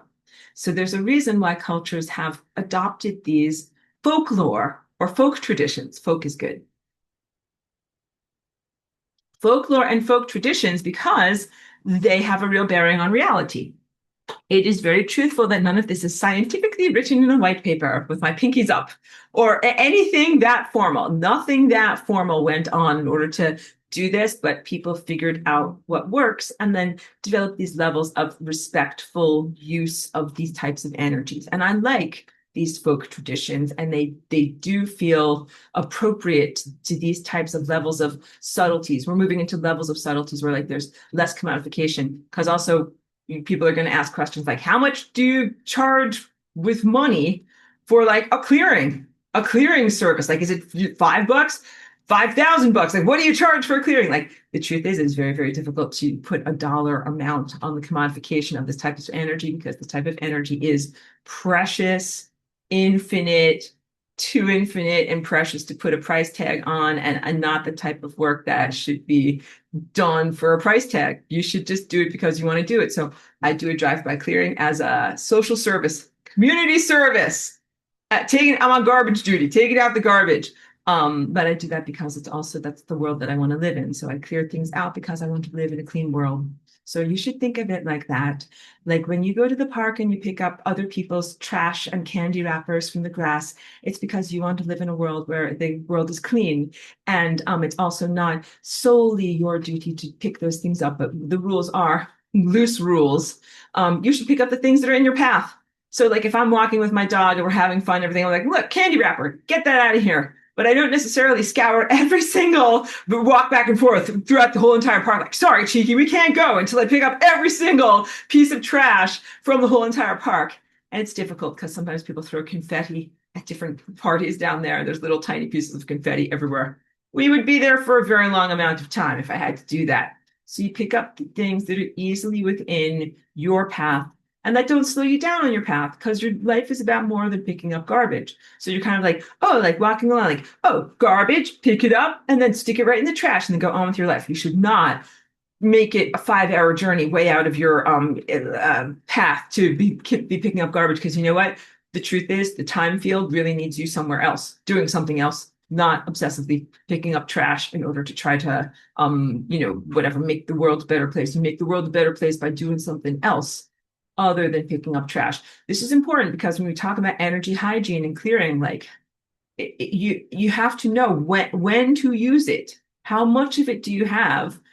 How do you use your resources effectively? And you do essentially have an infinite amount of it, but you should still use your resources effectively and not be foolish in the way that you use this. It's not a moralism, but it is levels of practicality and how you apply this. And it's not like you're like, oh no, I cleared the wrong thing or I cleared too much. Like I cleared so much, I erased reality. You don't have to worry about any of those things. But mostly what the worst thing that would happen is if you frittered away your valuable energy at clearing something that's giant. You're like, I'm going to clear the ocean. And you cleared like a thimbleful of water, and then you had no energy because you tried to clear the whole ocean. Don't do that, okay? But how about your bathtub? Before you get in your bathtub, you should clear the water because I'm talking about. So if you get crystals at a rock shop or any place where someone else has touched it, you have to clear that crystal before you use it. Otherwise, it is like taking home a hard drive or a USB drive. That's like, you don't know what's on that thing. Don't touch that with your computer because you don't know what's on that thing. So you have to have some energy hygiene and clearing of items and objects before you take them into your energy force field, especially important stuff. So that's why, like for my computer, I get my hard drive from a reputable place. Don't buy things that are like secondhand, like, hey man, like I got hard drives. Like that is not how you get a reputable hard drive. Like you buy a real one with the safety tape on it. No one else has tampered with it. Okay. So that's like, how do you get a crystal that no one else has touched before? You have to go to the earth and actually receive it. And you have to ask for it and actually receive it. This is all a lot more complex than going to a store and just buying it, or you can have somebody gift one to you. But so more good stories. I did go to a wonderful place where you dig up crystals. You pay a fee. It's called the Ace of Diamonds Mine. It's up in Herkimer, New York, and it's because it's where you can get the Herkimer diamonds. And I've been very, very like adoring of Herkimer diamonds the whole time that I've been here. Those are like the ones that I most connect with. They're a special form of twin terminated quartz. and they only come from this particular mine in this one place on Earth. And it wasn't that far from where I lived in Woodstock. So I went there one time with an experienced crystal hunter, and there's a whole quarry where people go and they try to strike the earth with all of these, like shovels and things and crack things open, and they try to get a lot of the crystals in that way. And I started doing that, and I got a blister on my hand. And I was like, this sucks. Like, I don't want to do this. And it doesn't feel very nice on the earth either. And it's really loud and uncomfortable. So I started to kind of just like walk up above the quarry. There's all sorts of like very cool trees and then places that are ravines and stuff like that. And I was wearing my worst clothes. I just kind of got down on the ground. It was very muddy, and I just started like looking. And then I was like, wow, like this place is covered in crystals. And I could see there were like all of these little tiny crystals everywhere. And so I spent that whole day really just like combing through what was easily available on the ground. But you have to be like very humble. You have to kind of like get down with your face right near there to see them, and then very, very carefully pick them up and put them into like a little container. And I still have some of those. And I'm the only person who ever touched those crystals because the rain kind of like washes them down out of the mountain and they just kind of like collect there. And I've embedded some of them in some of my paintings as like, a very special feature of energy. Crystals like that are like, of course, a treasure. Like I would never sell them or any commodify them in any way like that. Like those are my treasures. And I asked them, I was like, okay, which of you sparkling crystal treasures want to come home with me today and be a part of an art project? Jump in my pocket today. And that is how you receive those crystals. And the ones that don't want to be a part of your art project, stay there and live in the quarry. This is energetic hygiene. Which things do you want to have in your energy force field floating around you? And what are the quality of the things? How do you achieve those things? Getting something into your force field is also like a masterpiece. It's not as simply as just saying, I'm sorry, my words didn't say it correctly. It is not as simple as saying, well, here's the thing. It's in my house. It's in my energy field. That is not truthful. Because for things to be in your energy field, it has to be something that is genuinely yours and genuinely a part of you. So if I stole something from someone else and just plunked it here in my living room, that's not the same as like really having something in my energy field. That is definitely energy out of place. And what it really means is like someone else has a hole in their energy field. They don't have the thing that they're supposed to have. And I have something that is burdening and like destabilizing my energy field. Like when you have things in the washing machine and they destabilize it and it goes ka-chunka chunka. So that I'm going to carry someone else's thing around and it's not going to help me. It's just going to destabilize me. And then they have a hole in their energy field. So when you really get to these higher levels of energetic perception, that is how you look at physical objects. You're like, your thing doesn't help me at all. Like, take your thing. I don't want your thing. Think of it as like objects being so personalized to each person's energy field that it's not transferable. So even a coffee cup, I would be like, look, man, hey man, you left your coffee cup here. Like, well, don't you want to use it? I'm like, this is not my coffee cup. Like, this is your coffee cup. It puts objects into your stomach. I don't need it. I have a different cup that puts objects into my stomach. Like, that is how non-transferable this type of energy becomes. Okay, so I want to make sure I talk about clearing of objects, but then I also want to make sure I talk about the clearing of your body, other different techniques for being able to clear out your body if you're exposed to crapola and other bad stuff. So I'll get to questions. No, I should stay focused on this and then do questions and comments second. Okay.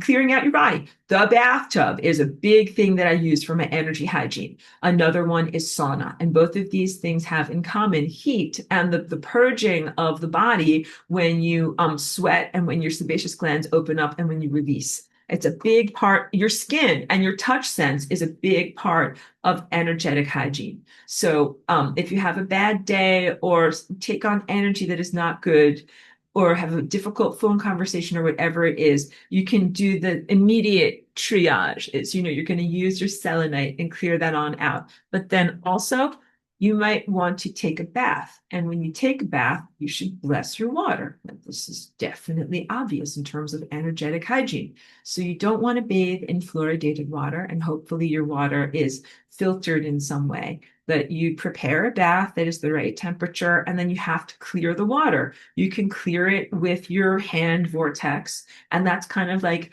formatting a hard drive. But then it shouldn't just be blah, like nothing. You should put something in there. put something good in your water. So you should put salt in there. And salt is, of course, a crystal and your body will benefit. I sometimes put the organic sulfur in there, which is MSM. It's called methyl sulfur something something. And I'm really continually struggling to try to pronounce and spell that substance. But it is not the MSM that is part of chlorine dioxide. Don't take a bath in chlorine dioxide, but do take a bath in organic sulfur crystals. You know, if you have hot springs near you, one of the best things you can do in terms of your physical energetic hygiene is soaking in the hot springs. And there's a real reason. Again, I'm bringing this up, and you're like, oh, like that's a folk tradition of my people. I'm like, yes, do the folk traditions of your people because your people are smart. So, soaking in the hot springs because it's full of sulfur, and sulfur has this purgative and purification qualities to it. Let's also, sauna is another really good one. And of course, there's the secular sauna, which is where you go to a gym and it's a hot box and you get in there and that feels wonderful. And then you can get some at home approximations where there's different LED blankets and other things, like something that's warm and makes you sweat. And of course, a nice hot bath. But there's also the spiritual sweat lodge, which is different than a secular sauna. And that is also really important as a form of spiritual hygiene and energetic hygiene. So this is something that is really requires community. Like it's difficult to build one on your own, but everything about the sweat lodge experience is a purification for you on your physical level, your emotional level, and your energy body level. And participating in that on a regular basis, like if you can create a group and do that someplace once a month, that is an incredible way to propel yourself forward because your energy hygiene gets to be so much better. Like, you know, you get a deep inner clean at least once a month and then can go forward and it is very restorative. So go, if you are using a sauna, like, you know, just a hot box and it's secular, you can benefit by doing that at least 3 times a week. And that's going to help to, you know, clear your blood and clear your lymph and, you know, release so many different things. And it can also be a good emotional release. If you're like, oh, like this world is driving me crazy, I'm just going to get into the sauna for a few minutes and have this type of relaxation and release of burdens and restoration. But the actual activities of the sweat lodge are restorative on a deeper and better level. So I took part in one that was when I lived back in Woodstock. I haven't found one here in California, but that was a very special group of people. And it was in a style that was Native American, but it was obviously the person who ran it made no allusions or whatever. He's like, no, I'm from Brooklyn. He's like, I'm not a Native American. I'm from Brooklyn, and was very clear on that. So it wasn't a question of cultural appropriation. But we did the things that were very much in the style of how indigenous people would do it, built in a place where we were allowed to do this on land where we had permission to do this, built a willow framework, got a bunch of thrift store blankets, put the blankets all around it, and you make it a whole day.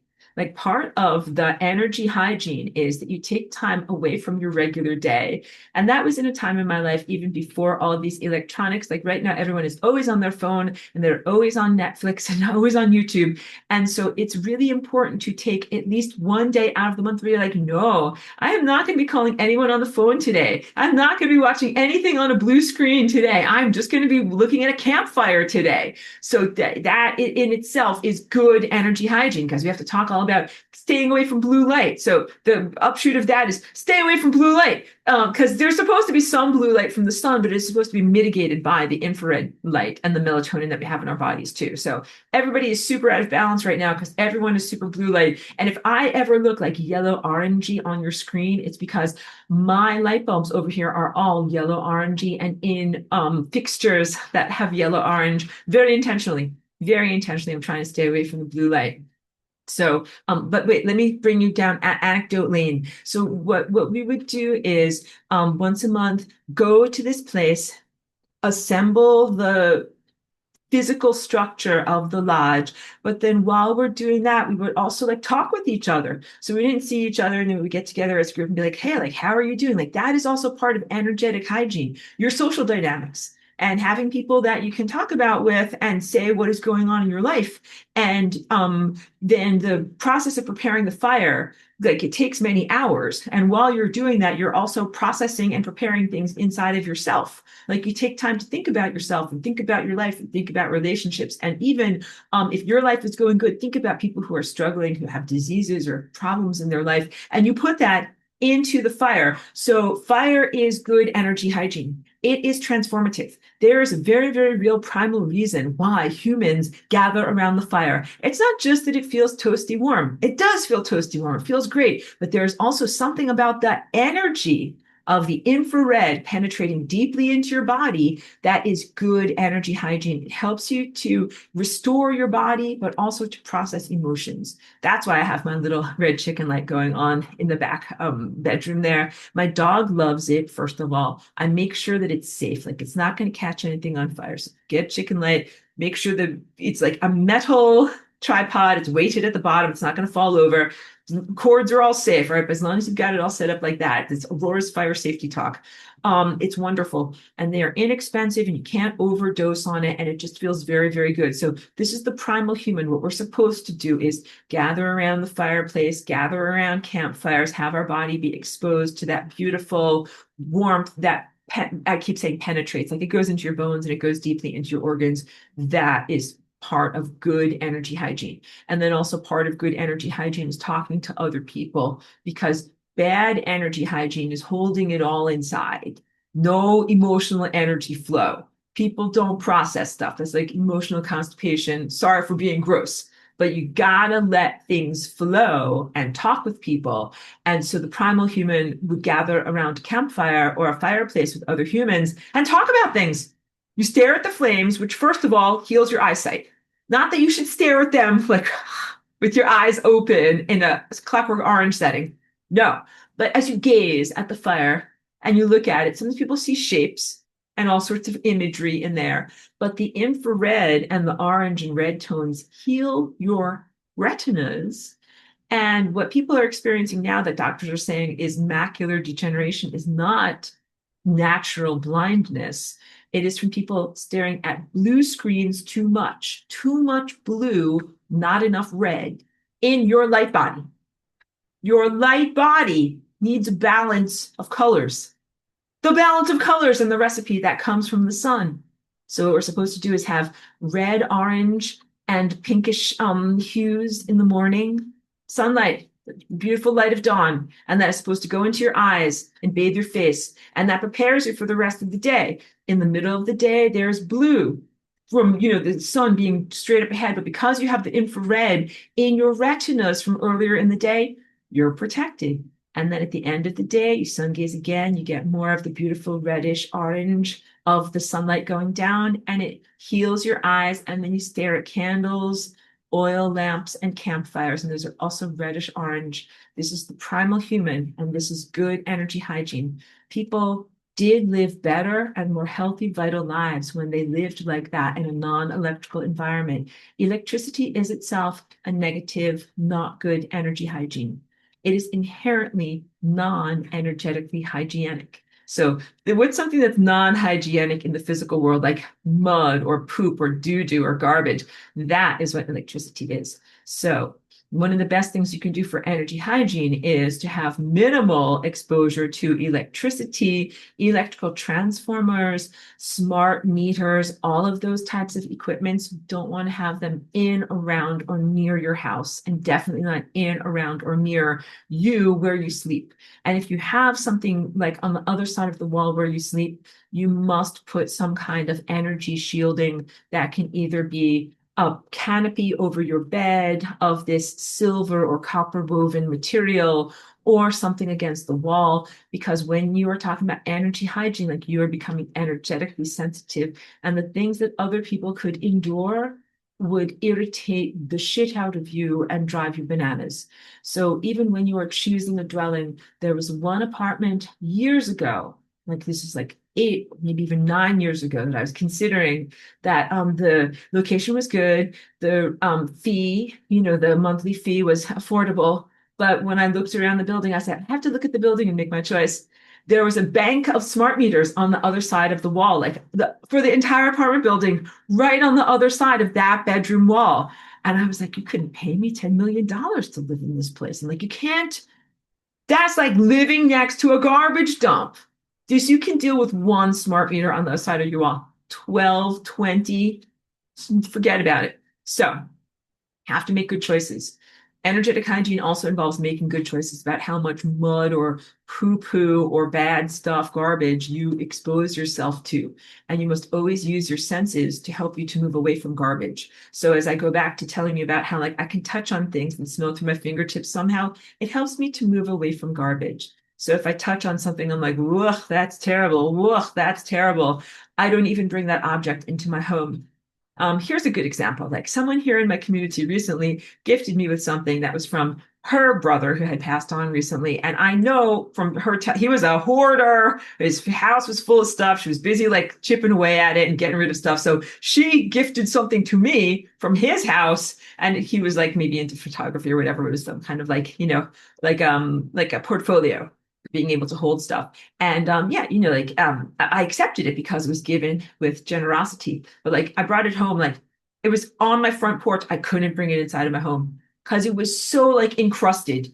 And it was encrusted not only with like cobwebs and grimy dirt and that type of feeling state, but also like energy, yucky energy. My face says it all. And so I got some paper towels and I wiped that thing down because my friend was nice and gave it to me. And this is me being like, oh, it's so nice to receive a thing. And I was still like, this thing is so gross. I can't take it in my house. I couldn't take it in my house. So I just found like a little space where there's kind of like, like the shed here at the apartment complex where it's like, it's not necessarily my storage area or whatever, but I'm like, just going to stick it in the shed. We'll deal with it later. That was my accommodation because I didn't want to go back to my friend and be like, the energy of this is so gross. And your brother was like such a gross person. Like, I don't think I could put this in my house. Like, that would not be adding to goodness in life. But I couldn't bring it in my house because it just had like, so when I talk about the energy, to me, looking at it, it has what looks almost like stink vibes coming off of it. It did not smell, but it seemed yucky. And you have to accept that.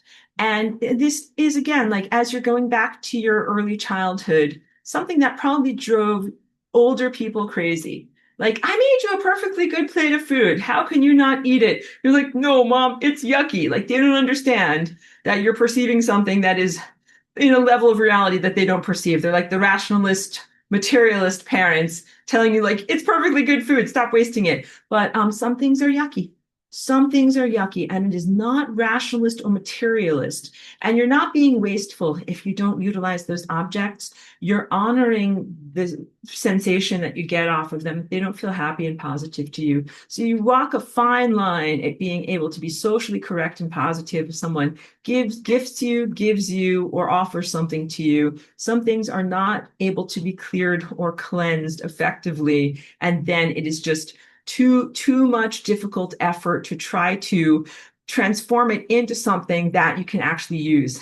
And something, my current efforts at creating dresses and fashion is a part of that too. Some of my dresses, like the one that I'm wearing, this one was created by a seamstress. No one else wore it. And then I took it and embellished it. But some of my other dresses that I'm getting are things that might be upcycled, things that I'm getting from online thrift stores or other things like that. And mostly I'm a very good shopper because, again, I shop by glow. Even if I'm shopping on an online thrift store, whatever, like eBay or something like that, I shop intuitively. I shop by glow. And I do very, very well by doing this because it means that when the energy of the thing arrives to me, it's a good thing. So what does it feel like? It feels clean. It doesn't feel like something that is gross or whatever, grimy or has stink vibes coming off of it. It feels like a clean, usable item. And then I can take that as my starting point and add extra stuff to it and make it extra more cool. It's not fun if you get something that starts out not smelling or feeling good, and you have to do something to it to even make it okay. And when something like that, if I purchase something, if it comes to me, it has that energy, I'm like, oh, this is a problem. This is not going to be able to be cleared or cleaned or whatever. And so what I do is like I send it back to a different thrift store. Like I re-thrift it. You get it. So you have to allow that because So my least favorite thing is going into a physical thrift store because literally when my body goes in there, I feel every story of every single garment that's going on in there. But I am very, very good because it's just not comfortable to, that's kind of like drinking the entire ocean just to determine like the taste of one little sip. Like you don't have to do that. It's just too overwhelming to your whole entire body.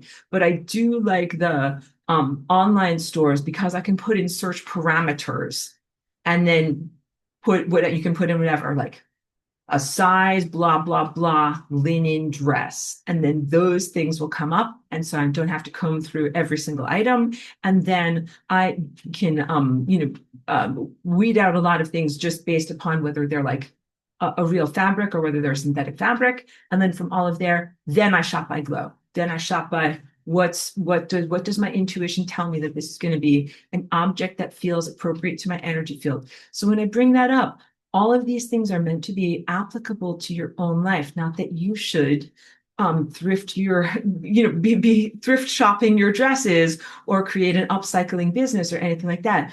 But each one of you makes choices in the resources that you access every day from stores that you go to. And when you go to the store, it's not only the choice of the store that you go to, that's energy hygiene, which products you choose. Like, I'm not going to buy these guys over here on this aisle. I'm going to buy from these over here. But then also, of the 12 jars of whatever coconut oil that are on the shelf, which one? They're all exactly the same label and the same company.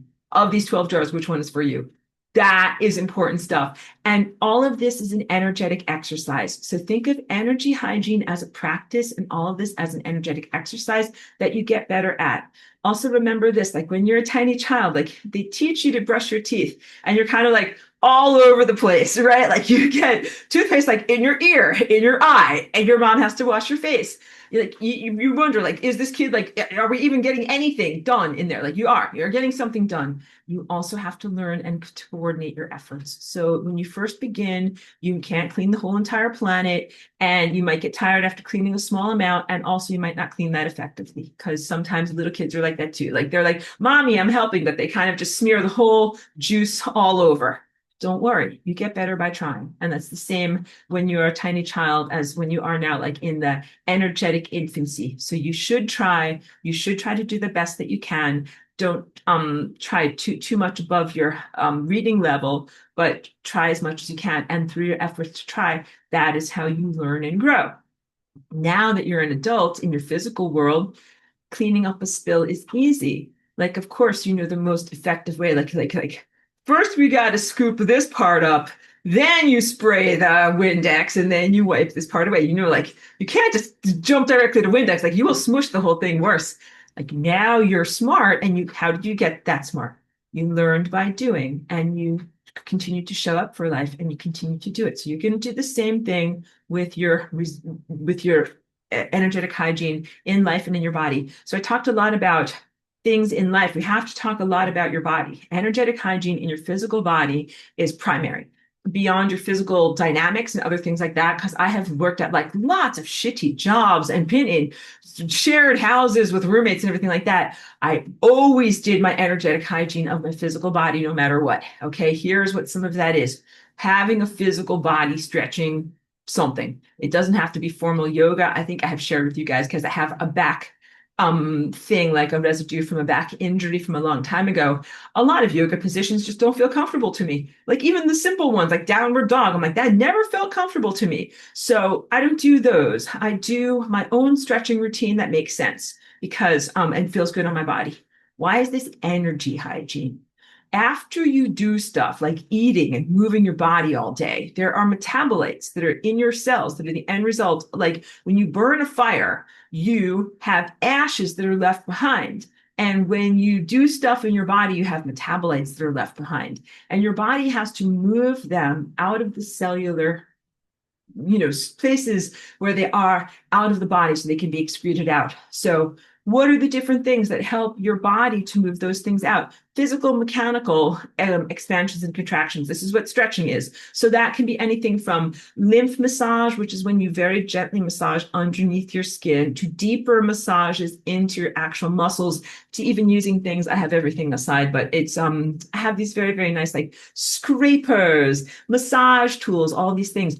All of that helps to release not only lactic acid, but other metabolites. That's energetic hygiene. When you do that physical pressure and physical rubbing, stretching, and moving of your body is able to release digest the energy of what you've experienced. So it's not just like, oh, my lactic acid because I was running or walking so much yesterday. But when you do your stretching and your massaging, you're also releasing the emotional energy of the experiences that you went through. So like for me, I do walking on a treadmill and I also do session work. And I'm helping people with sometimes emotional things. I have emotional residues after these conversations. I do all of these wonderful clearings and hygiene aspects and stretching of my muscles, and especially the fascia and tendons in my body, because that's where people store emotional energy. And I'm like, I'm helping someone else to clean the floor in their house. Like, I don't need to have to clean my own floor extra, clean this stuff out. So this is important because also like you might take on other people's stuff where we have to now also talk about social media. Please practice energetic hygiene when you're interacting with social media because you take on other people's stuff. And like there's so many cries for help on social media. A lot of it is people telling people when they are not okay. And if you go on there and you read like, well, this person is about to get evicted. This person's going through a terrible divorce. This person's got long COVID or whatever it is, whatever they're calling it, the itis. This person's got this. This person's cat ran away. Like, it's a lot of negative and turmoil things to have to process emotionally. And so you have to do limited exposure on that. So make sure that you are not overexposing yourself. And also, I talked about your digital presence. You have to have shields up when you go into the social media because it's not just a place for making friends. It is very much a place of energetic warfare. So you have to make shields around the portals of your face for energetic hygiene. You got to put Merkabahs around all imagery and all videos of you and all likenesses of you and anything that could possibly be considered a digital twin and any banking information or any virtual representation of yourself. You must continually protect and shield yourself in that world because otherwise it's like you have an appendage that is dangling in piranha-infested water and the piranhas are going to try to come and like eat away at your flesh that's sticking into their world. So it's your soul, but your soul or your energy is part of a digital world. You have to protect your soul energy that is in that world. And that's the world of social media, again, online banking. So you can envision it as a protective force field, or if you're good, a Merkabah around these things. So like here I am, I create these videos each week and I don't put them out there for haters. I put Merkabahs around my face so that no one's going to be looking at these videos and being like, oh, I hate Aurora's face so much. Like, I hope her face will fall off. I'm like, no, like this video is not for you. Get the fuck out of my face. And also like, stop it. That's not socially appropriate. So do something like that for whatever you're doing. If you're putting information about yourself on social media, please put a force field of protection, energetic hygiene around yourself to even present yourself there, knowing that it's a field of combat or a place of warfare, not really a real friendship, and making also certain that you don't invite stuff in to what's coming on inside of you. Okay, so physical hygiene stuff, because I know that was just like social hygiene things. Clearing of my body. So I use the bathtub in order for clearing of my body, not just washing my body with soap, although I do use soap. But I use a very gentle cleanser. So if you want to know what I use, it is called non-soap. I actually like it a lot. And I found it when I first got here as Aurora because I used regular soap and I just used one type of soap on like all parts of my body. I think it was like Dr. Bronner's or something like that. And then I had to learn like this stuff really dries out your skin a lot. Like my skin was so dry. And I was like, I have to do something. Like, this can't be right. And then I also learned about shampoo later. And they're like, no, different soap for your hair. And I was like, okay, good. So I do use this non-soap cleanser, but mostly I use the water as emotional clearing.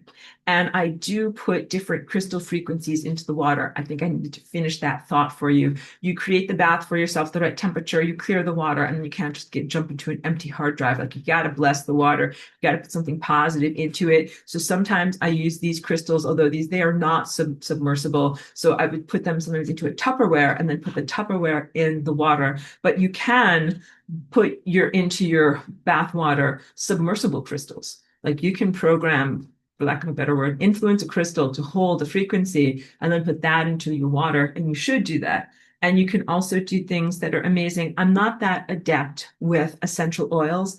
Like that's it's like saying like if I'm a good painter with acrylics, but like I don't know anything about watercolors, like it's its whole own thing. So I don't know that much. I'm just grabbing my water about essential oils, but it's its whole own thing. And those are amazing. You can put those types of things for your energy hygiene into your water and or different levels of homeopathy. Also, where are my tuning forks? Because I just dug those up today. Tuning forks are wonderful. This is also for energy hygiene. Some tuning forks here.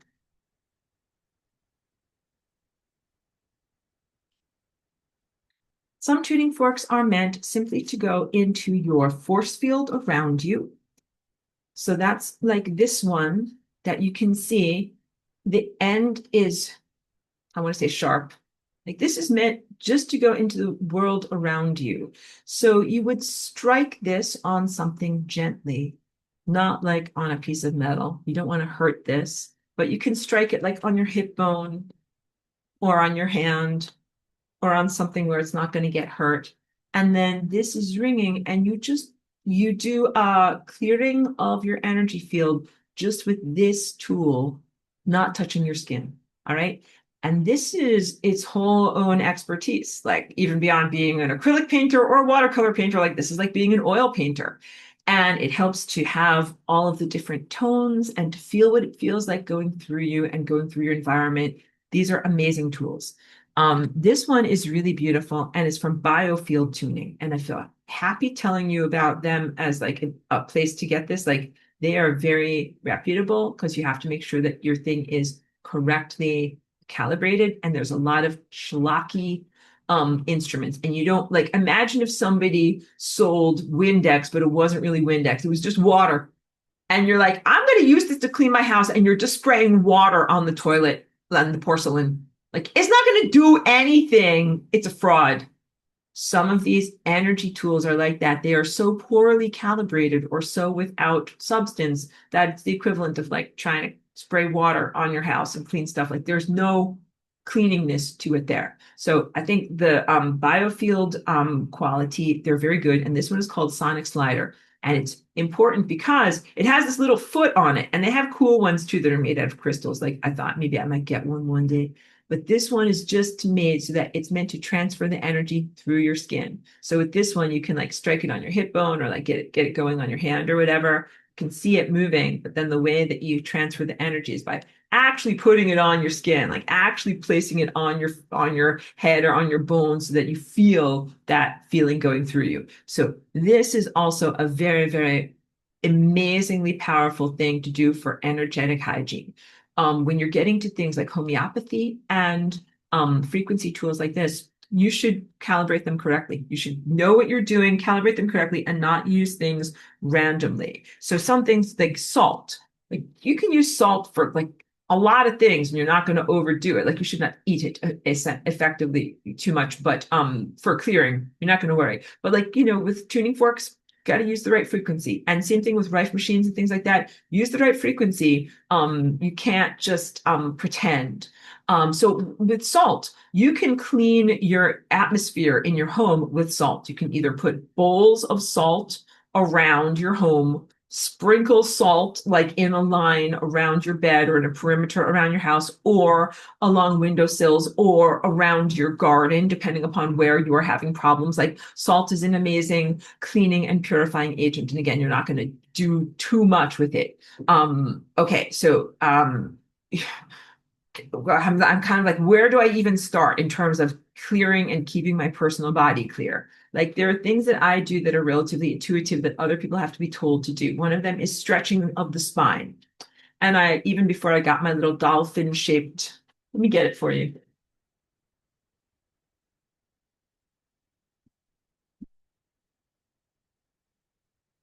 This is made by like Pilates, and you put your butt here and then bend your back across this. Your chest is up here, you bend your back across this. This thing is amazing.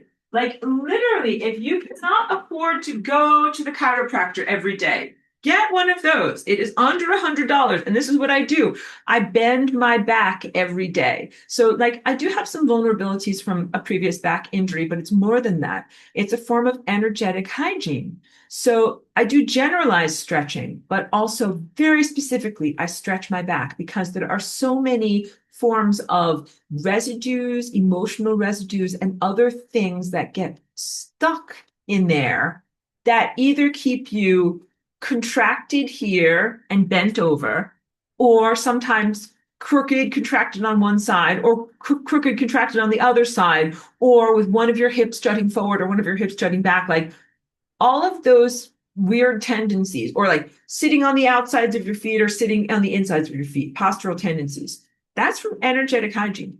Like it's like if you look at your teeth and you're like, wow, like my teeth look weird. I have to brush them to get rid of the stuff off of my teeth. Like if your shoulders aren't equal, it's because you have to brush your teeth. You have to clean your spine so that your spine is balanced and centered.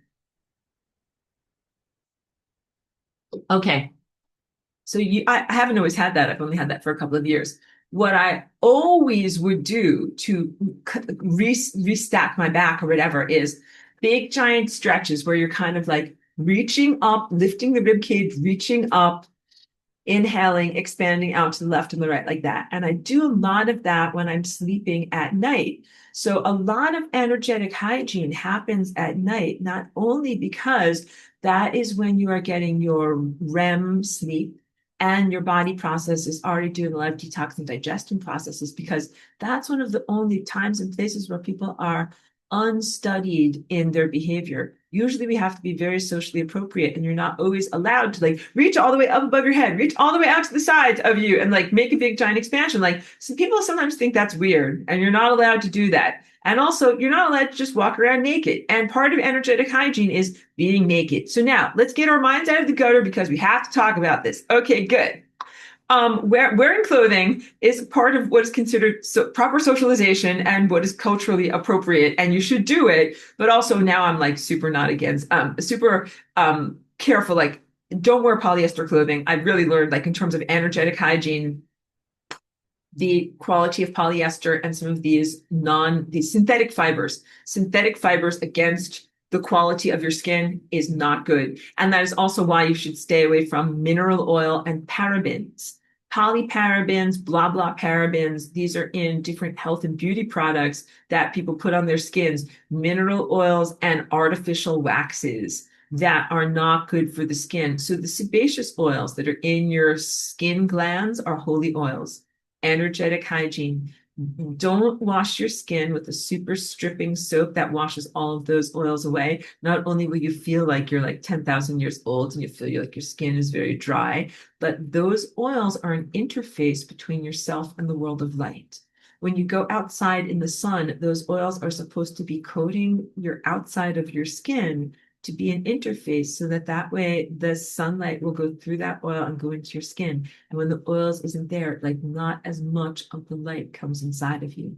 Having healthy dietary balance of your dietary oils is essential, but then you also have to not excessively wash the oils off your body and cultivate those oils and cultivate a positive microbiome around your sebaceous glands, and then also add good positive skin oils to your body. And the skin oils that are positive are things that are natural, nothing that is a mineral oil or one of these parabens. So you want to look at all of your health and beauty products and make sure like jojoba oil, almond oil, these are the good ones. Coconut oil, even some like apricot kernel oil, carrot seed oil, like these are all like the good ones. And what you don't want is anything that's mineral oil or these other like very like unnatural ones. And those are the ones that are used like the cheap, commercially available ones. Like you don't want to put that on your skin. You gotta only put the right oils on your skin. And then the other thing is, and then this is just like maybe difficult for people to talk about, but it also relates to my experiences in the indigenous style sweat lodge. Like you have to, and sauna, like you have to be naked. Good energetic hygiene means that you are without your clothing. And there are very, very few socially appropriate and socially positive opportunities for people to do that in this world. Like the world that I come from, like that is how we are.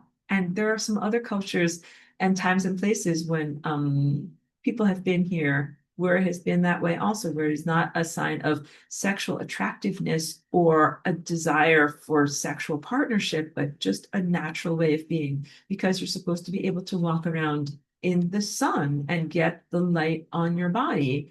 And also just to be yourself without a lot of like coverings and impediments upon your body.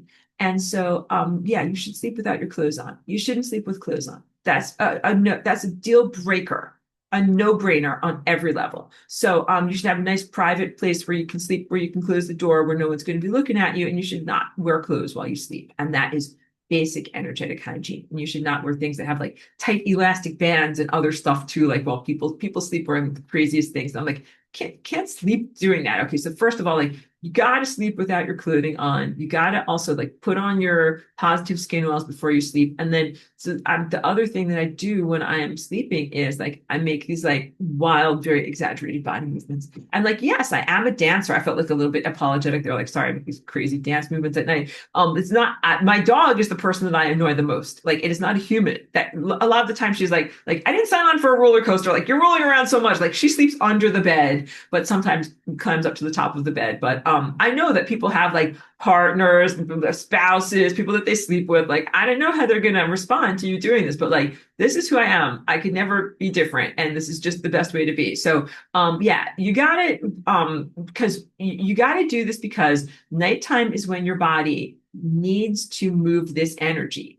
And mostly during the day, people are in their social presence and they're also very constrained. So when people are at work, they're like, sit at work. Like, do not, like, you're not supposed to jump up and start doing jumping jacks at work. People would think that is very fucking weird. They're like, sit in your desk and do your job. So people aren't always free to do and move their body as they would like to until they are in a non-socially perceived place, like in your own home, or if you're in the gym where you're allowed to jump around and do jumping jacks. But at night is when you're mostly free to move your body in the way that you want to. And so, yeah, you have to do these things while your body is doing its detoxification processes. So some of them are twisting movements. When you twist your torso, it is helping to clear out sometimes your liver, sometimes your pancreas, sometimes your intestines. And so what I do at night is like sometimes, I do like a bit, sometimes I pancake, like here I am like sleeping on my back, and then I flip. Here I am sleeping on my front. But like sometimes what I do is like a big twist. And when you do those big twists, like you're twisting the energy of your spine and all of your organs, like you're like wringing out the sponge. And you do this when it feels right, just like how you shop by glow. Like you must follow your intuitive guidance about how to do this. But yeah, you need to do big, and it's different also when you're lying down horizontal. Your spinal cord really does stretch and expand different than when you're standing up vertically. So when you're laying down for many hours, like that's when you can really do a big stretch for your back, stretch the whole thing out, and then you go back to sleep. And this just becomes like a very normal thing. Like you kind of like, like come up out of dreaming, like, do like your whole like stretching, blah, blah, blah routine. And then you kind of like curl yourself back up in the blankets and go back to sleep. So I do this many times throughout the night, and it's all totally intuitive and unstudied. And I would never be able to sleep comfortably in one of those types of cocoons that they have, like a sleeping bag for people when they're rock climbing or whatever. And they have to be like this, and their feet together, and there's no room to move. And you just have to be like that for whatever, 7 or 8 hours. I'm like, I cannot do this. Like, I cannot do this. I would not be safe because I would definitely like roll off of the mountain or something like that. So I don't know how people do weird stuff, but that is not how I think people should sleep, and that do it in a better way if you want to live a long life in terms of energetic hygiene. So those are some of the things. Uh, um, going to sleep, like my going to sleep way of doing things. I don't want to call it a ritual, but like my habits. Because you shouldn't be like doing stuff, doing stuff, doing stuff. Time to go to sleep, crash. You should not do that. That is not good energetic hygiene. So, good energetic hygiene is you do your sun gazing when the sun goes down, and then you go from your active part of your day to your restful part of your day, and then whatever, like you talk and prepare food and socialize and sit around the campfire, and then you're a little bit tired, it's time to go to sleep, and you like whatever, like listen to music or read a book or like stare at candles, and then it's time for you to go to sleep and you gently go off to sleep and you go down into your sleeping state. Like that's what you're supposed to do. You're supposed to go from like being like moving at 100 miles an hour to then like step it down incrementally and then step it down incrementally and then slower and slower. And then you go down into your restful sleep like that. And you shouldn't just go to sleep when you're exhausted, which is what a lot of people do too, where they're like moving at 100 miles an hour. Now I'm very tired and it's five, whatever, it's the middle of the night. Now I will crash. And then they go to bed and they crash. Like all of that is very, very bad energetic hygiene. So this process of slowing down and then going into a restful state allows you to process the experiences of the day. When you don't take the time to do that and to decompress, you simply carry those undigested experiences. A large portion of energetic hygiene is digesting experiences before you have new experiences. And that includes food. So throughout your day, you're shopping by glow and eating by glow. And that means that you're not overburdening your intestines by eating too much at once. You eat the right amount and you process it. You eat the right amount and you process it. We also have to talk now about energetic hygiene related to making doo-doos, because releasing energy and processing emotions is directly related to having healthy poops. And so much of our world is constipated because people aren't given the time that they need to be able to do this. So, like when people have to get to work at 9 a.m., sometimes they're like waking up at 7 a.m. and they're like talking to their intestines. They're like, you need to poop now. Like, this is the moment now. And if you don't do it now, like, we're not going to have a chance and we have to go to work and do all sorts of things. Like, none of that is good. None of that helps. And so then you end up having a lot of people with very poor energetic hygiene because they have not processed the emotions of the day before. They're carrying the emotions of the day before and the food energy of the day before into their current day. And you should not do that. What you should and this sounds like basic, but it needs to be articulated. You have to poop out the emotions and the food of the previous day before you meet new people and eat new food. That's it. You have to do that. And so when people are on a schedule and they are not in control of their own time, and then they are pressured to do both things, to both get the bathroom stuff done and then get ready for other people, even when you might not be ready for other people yet. And how different would your role be? Like in terms of real energy hygiene, what you really need to do is control or titrate or be selective about when you are ready to socialize. You might be like, something, I don't hate the world. I just am not feeling like socializing right now. If you go to work 5 days out of a 7 day, week, you're like, I have to be with people, I have to be with people, I have to be with people. Like, get out of my face. I don't want to be with people. Like, you have to process all the stuff that you got from people. And that might take more than 1 or 2 days. So sometimes people are like, okay, Saturday, that's my day to process things and I don't have to be with people. But then on Sunday, I have to go to church. And then on Monday, I have to go to work again. Like this is the regular people, not necessarily you. But maybe one day might not be enough to be able to process 5 days worth of socialization. This is a real problem. And so what some people also do is turn to tasks that they can do that don't involve being with other people. They're like, oh, I'm at work, but I'm going to like whatever. I will be working on computer coding for the next 6 weeks straight. I don't want to talk to you. Don't bother me. Because it's like you have to process emotional stuff. And it's easier to do a simple intellectual task like working with numbers or working with administrative or bureaucratic aspects than it is to deal with people's dynamics. And none of this means that you are necessarily hateful of all humans or misanthropic. It just means that you are constipated and you need to get rid of the old food before you eat new food. People's emotional world would be completely different if they were simply given that opportunity to be able to fully process the emotional energy of the work and social experiences that they've had before they have to do more work and have more social experiences. And if you could do that, then you'd be like, well, yeah, like Aurora, that would be a utopian paradise. And that is what utopian paradise is like. If you're like, oh, I'm done with people for a little while and I just need to take some time for myself, then you do that. And then when you are ready, you're like, I'm hungry, not hungry for people cannibalistically, but like, I am hungry for socialization. Let's do it. So it's not exactly a perfect analog, but we had that big rainstorm here for like many days in a row. Cheeky and I usually go out almost every day and we walk around town and see our neighbors, but we did not walk because Cheeky hates the rain. And so we just stay inside. We go on strike, stay inside, put on the chicken light, stay warm inside. And we didn't see anyone for like 5 days. And after all of that, we were so excited to go out and see people at the store. We went to the store and my dog was like greeting everyone. She's like wagging her tail so much. She's like, people, people. I'm like, I know, people. So that's what it's like. That is what energetic hygiene is. You should be following your excitement. If you're like, I am so unenthusiastic about talking with people right now, I do not want to talk to them about, all I want to do is like, whatever, do a crossword puzzle or do some simple math puzzles or something like that. Like that's because your body is overwhelmed by the energy that came from other people. And when you are like me and my dog, after 5 days of staying inside and feeling cabin fever, you're like, I need to get out. I need to see people. That is when you are hungry for positive interactions.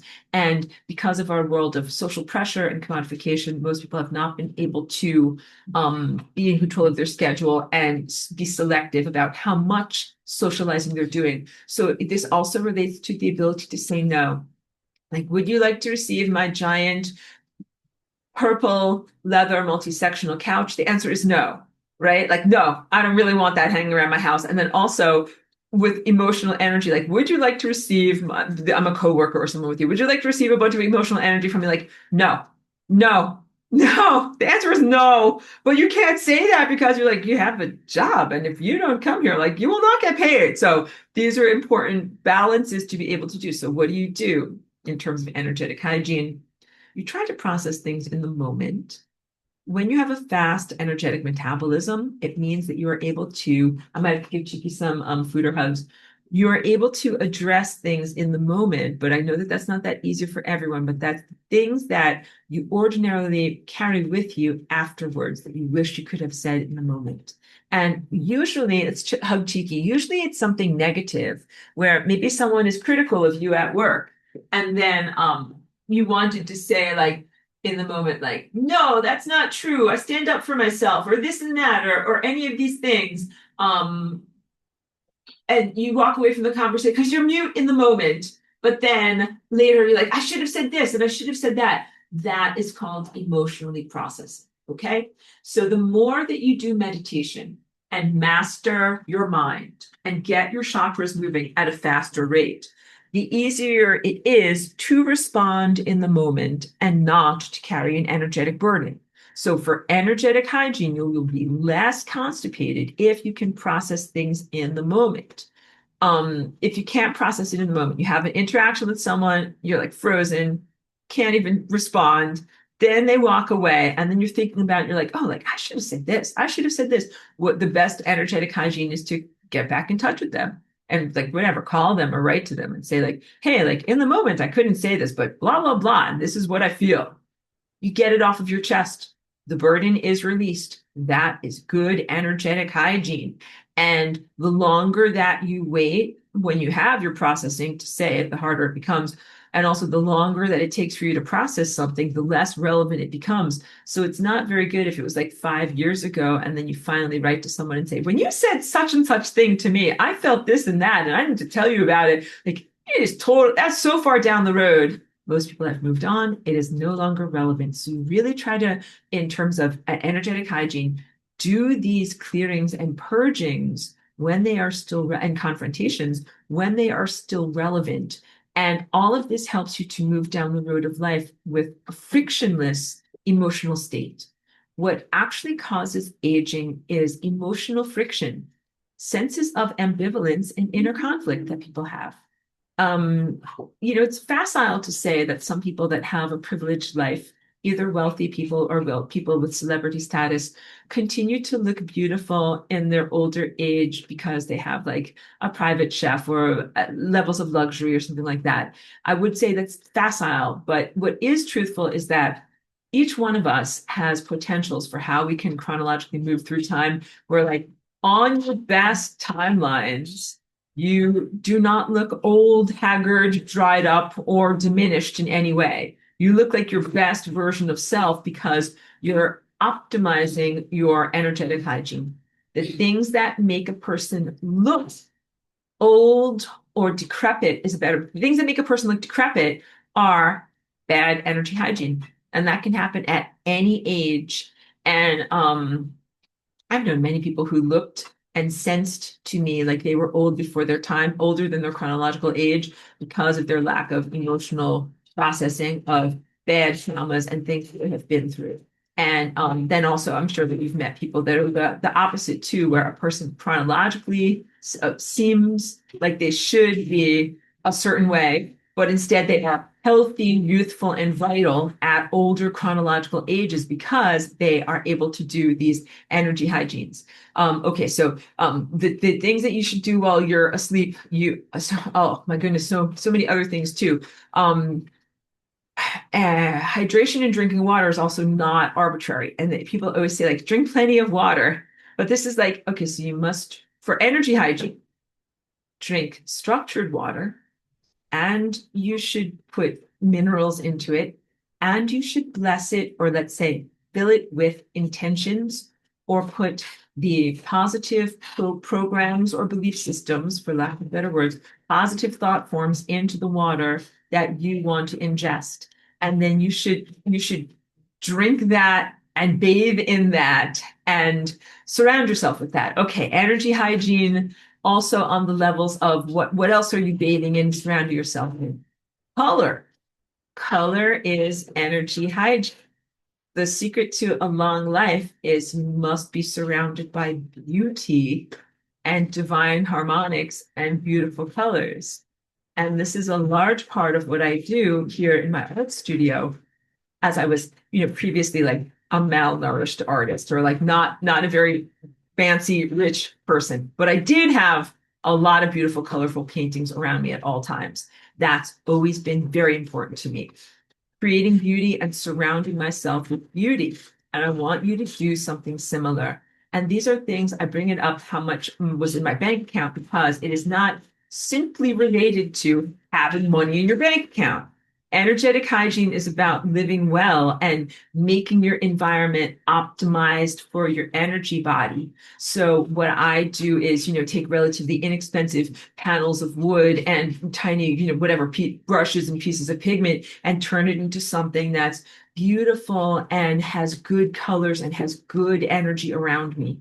So I'm coming upon this, but I don't have the exact synopsis for it. But when you create items of beauty and surround yourself with items of beauty, that helps you with your energetic hygiene. They are not only intentional objects, like you're like, yeah, I want this to be around me, but it also intentionally beautiful objects.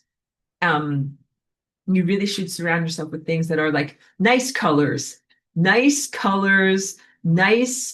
imagery. Like it's not the same if you lived in something that was like whatever, a house of horrors where there's red paint dripping down the walls and whatever dead cow skulls. Like that's not nice. That is not good energetic hygiene. So what is the difference between that and like a rainbow, harmonic, geometric abstract? Well, one, the House of Horrors has like, evocations and affiliations with negative symbolic imagery, negative emotional imagery, nightmare imagery, stuff like that. That is bad energetic hygiene. I am really not a fan of all things Halloween at this point and all things ghoulish. Like that people sometimes think that it's good to like decorate with like, whatever skulls and, skeletons and that type of thing. And definitely some people use that in their decor all year round. I don't think it's good to be surrounded by that. Like, like kind of like death stuff. No, that is not good energetic hygiene. So you really are absorbing and influenced by the quality of the items that are around you. Big. So as your light body awakens and you begin to have your higher faculties, you're going to begin to read your environment. The story that I'm coming upon and what I was hesitating to share, like, I don't think that this person connects to my materials or whatever, but like, let me just be totally honest. At one point, I had a housemate who really had like, was carrying the burden of their whole entire life, like in boxes, in cardboard boxes, in our shared living room. And that was so unpleasant for me to be around. I don't think that they were even cognitively aware of how unpleasant it was, but my psychic powers were like so going off the charts I was so irritated in that environment because like she had boxes of all of these things. Not so cardboard is terrible energetic hygiene. Tips of life, everyone. When or if you ever have to move and you have those brown cardboard boxes, the energy of those boxes is terrible. And also, when you receive packages in the mail, the energy of cardboard boxes is terrible. What do I mean about this? The quality of the material is highly acidic. It is literally emitting stink lines, like it smells bad. And the corrugation and the adhesives used in there, industrial adhesives, bad wood fibers, bad smells, bad industrial adhesives. And then also, all of these cardboard boxes are stored in warehouses and they get covered in mold and mildew and cockroach doo-doos and all sorts of other excrement.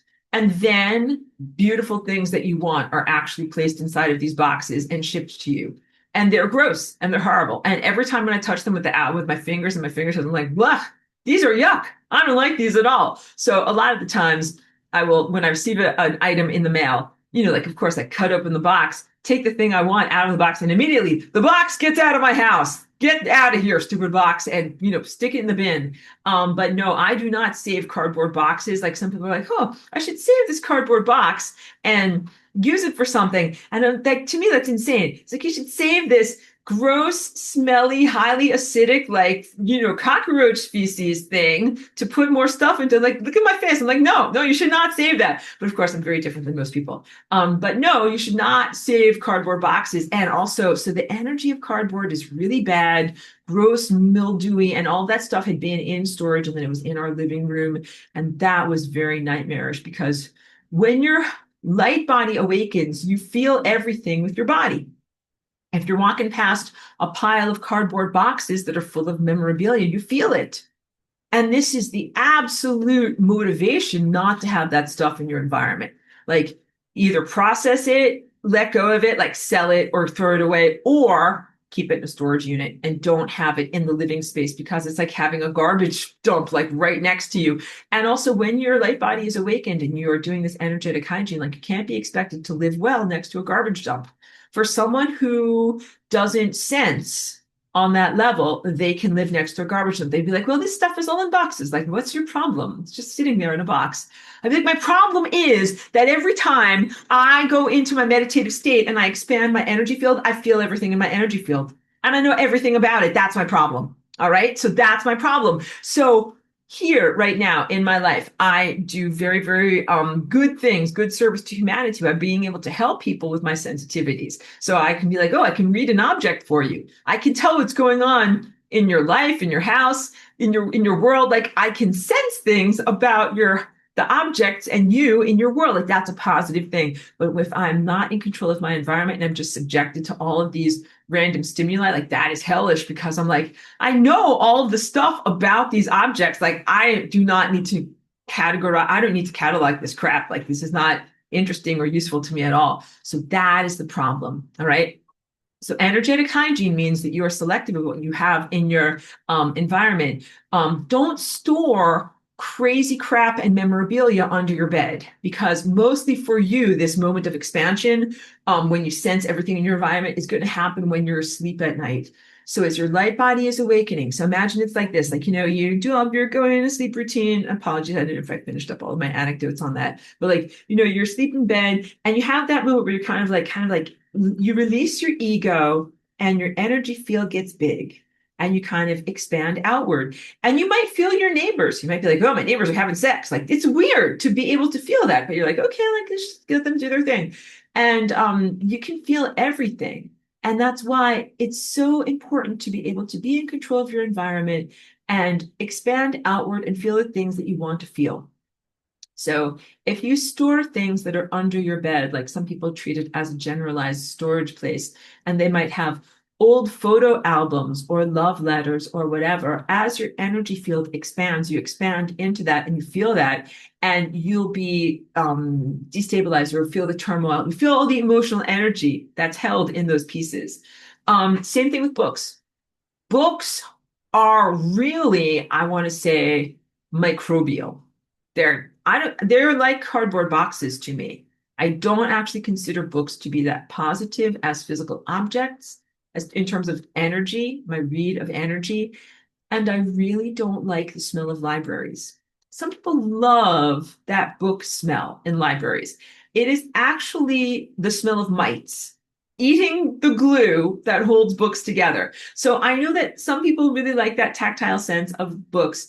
I think that they're really gross, and I don't necessarily want to touch them or have them in my environment. And books definitely, if you're not in like a pristine environment, tend to hold on to mold, spores, and mildew and just be kind of gross and yucky. I don't like them, but a lot of people do like them because they have positive associations either with the information in the books or the notes that they took in the margin. And so for them, it can be good.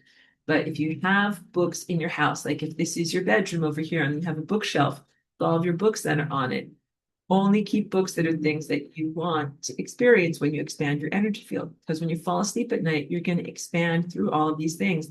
And maybe some of those books were uplifting or valuable. Maybe some of them were disturbing or fucked up, and you don't want to expand through all of that. So I'm always amazed at that too. Like I'm a slow reader because of eyesight issues, and I don't necessarily like, so I'm not voluminous. I don't read like everything. But sometimes I read something and I'm like, I can't believe somebody took the time to write this as a book. Like this did some people write fictional stuff that is like very disturbing. And I'm like, you could write any story in the world. Like, why would you write this? Like crazy crap. Sometimes it's science fiction too. Like one person just told me to read this book and I thought it was going to be good. And it was about like these insane spiders on another planet and their strange social dynamics. And I was like, who writes this? And why am I reading this? Like, so sometimes books are like random, crappy, and arbitrary. And like the radioactive spider stories, like I don't relate to this. And it kind of makes me have nightmares. So I'm very selective about the books that I read. This is also energetic hygiene, being as selective about what stories you expose yourself to. Some of them are fictional stories, but they do have the flavor of the writer who can be very screwed up. And on social media, be selective about whose stories you expose yourself to. Because I really noticed like I haven't been on Facebook for over a year. I kind of stopped being on there because I went on to Twitter, which is now X, to fight, just to battle. I'm like, I'm not even trying to make friends. I'm just trying to kick ass. Because I'm like fighting against the AI and fighting against, whatever transhumanist people. But when I kind of dip back into Facebook and what's going on there, it's like it's all like people are really struggling. And it's most of these stories that are about people either with huge financial struggles or health struggles or life struggles or other things like that. And that is, I have to be very selective about the stories that I take inside of myself because they all have an impact on me. As your light body grows, you recognize that immortality does not necessarily equal invulnerability. As in the world of superheroes, people sometimes mix up those two things. They think a Superman is invulnerable, like nothing can hurt you, but that's not true. In immortality and eternal life, or being a very long-lived creature, does not necessarily equate to invulnerability. You can have vulnerabilities and live a very, very long, good life if you are free to do energy hygiene. Another big aspect of energy hygiene is similar to water seeks its own level. Energy seeks its own level, or there is a natural stratification of energy forms. And this is just like the science experiments that you might have had in, middle school, where they have a tall tube and different levels of specific gravity, and there's oil and water and mineral substances and everything, and they all make like these perfect little striations. They float at their own level, specific density. These are similar to what's going on with people's energy, levels of self-awareness, emotions. We should be able to be free to seek our own level and to circulate with people who have a similar um, grasp of reality, levels of self-responsibility, worldview approaches, and other things in life. And right now we haven't had that. But really, from the 5G network and the satellites surrounding our planet, we have really had a slush fund where all of these lives are mixed up together, and where you are sometimes intermingling with people that you would never have anything to do with otherwise. And that's true of me all the time. Like I'm synthetically, psychically connected to sometimes like some of these very gross, evil, maniacal, transhumanist people. And I'm like talking to them because it's all satellite based. And I'm like talking to them synthetically. And I'm like, I would never have anything to do with you guys if you weren't synthetically telepathy connected to me. I'm like, no, you're like total losers. I would never talk to you. So this is the problem. Our minds should be stratified. People who are not practicing good energetic hygiene and who are not doing the right things in their lives, the people like imagine like Quasimodo from the Dark Ages, never takes a bath, never brushes his teeth, looks terrible, smells terrible. Those people should all be together. The people that practice good energetic hygiene, who like take a bath, wash with soap, brush our teeth, like we should be on a different level of reality, and you should never circulate amongst Quasimodo. And this is also what I mean when I say being very selective about which stories you take in on social media. You might be generous in your assessment of other people and think that everybody is approaching life in the same way, but everybody's not approaching life in the same way. So some people might get on social media and they might be like, help me. I don't have enough money for my rent and my this and my that. And you think like, oh, like they're a good person and they just fell on hard times. No, they could be like a crackhead and they smoked it all away. And that's why they don't have enough money. And they're coming on social media to tell you these stories. Like people have all sorts of bad habits and bad stories. And it's really essential to not internalize 100% of the bad people and their troubled life stories that are out there. They're out there. And if there are however many billions of people in the world, like, can you ingest the stories of billions of people? It's like eating all the food in the world. You're like, no, Aurora, I don't eat all the food in the world. I only eat a portion of the food in the world. So if you're only going to eat some of the food in the world, eat the good food in the world. Do not ingest the stories that are narcissistic stories or nightmarish stories or stories of not lack of self-responsibility. Like that's energetic hygiene. And that's a lot of what is on social media. So right now, the things that are on there, some of it is dead internet, where it's literally not even people or a person, but is a fabrication or a non-real profile. That in itself is like good. So the energetic hygiene around that situation would be don't eat false light.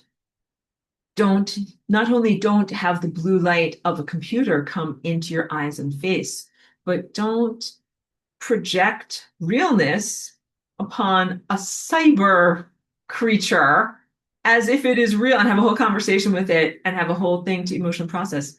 Do we need to talk about Chat GPT? Chat GPT is the antithesis of good energy hygiene. Talking to Chat GPT or any of these comparable programs is the equivalent of like putting motor oil on your skin. Like that's not hygiene. That's making your skin more dirty and not cleaner. That is making your energy worse. Talking to these artificial intelligence large language models or utilizing them definitely makes your energy worse. Okay, so some things that are bad energy hygiene have to do with the draining or destabilizing qualities of technology itself. Bad energy hygiene is touching your phone, touching your touch screen, carrying your phone without it being in a protective case, holding the phone close to your head, sleeping with the phone nearby or next to you, having excessive access to technology or having technology have excessive access to you. You know, it's terrible energetic hygiene. Wearables.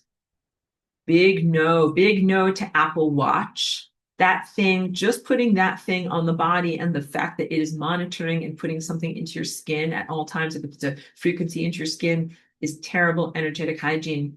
And the diabetes monitors, they have like a little round thing that people put on their arm, and then that connects to an app and it tells them what their blood sugar is.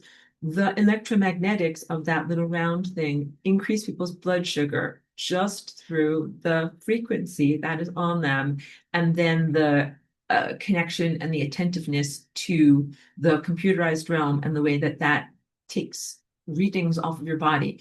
All of that is not good energy hygiene. It is draining and a reduction of your natural vitality, and it's going into computer stuff. Like it's not like your garden. You put energy into your garden, it gives you energy back. Like these are just out and out drains. They're not going to give energy back. It's terrible energetic hygiene.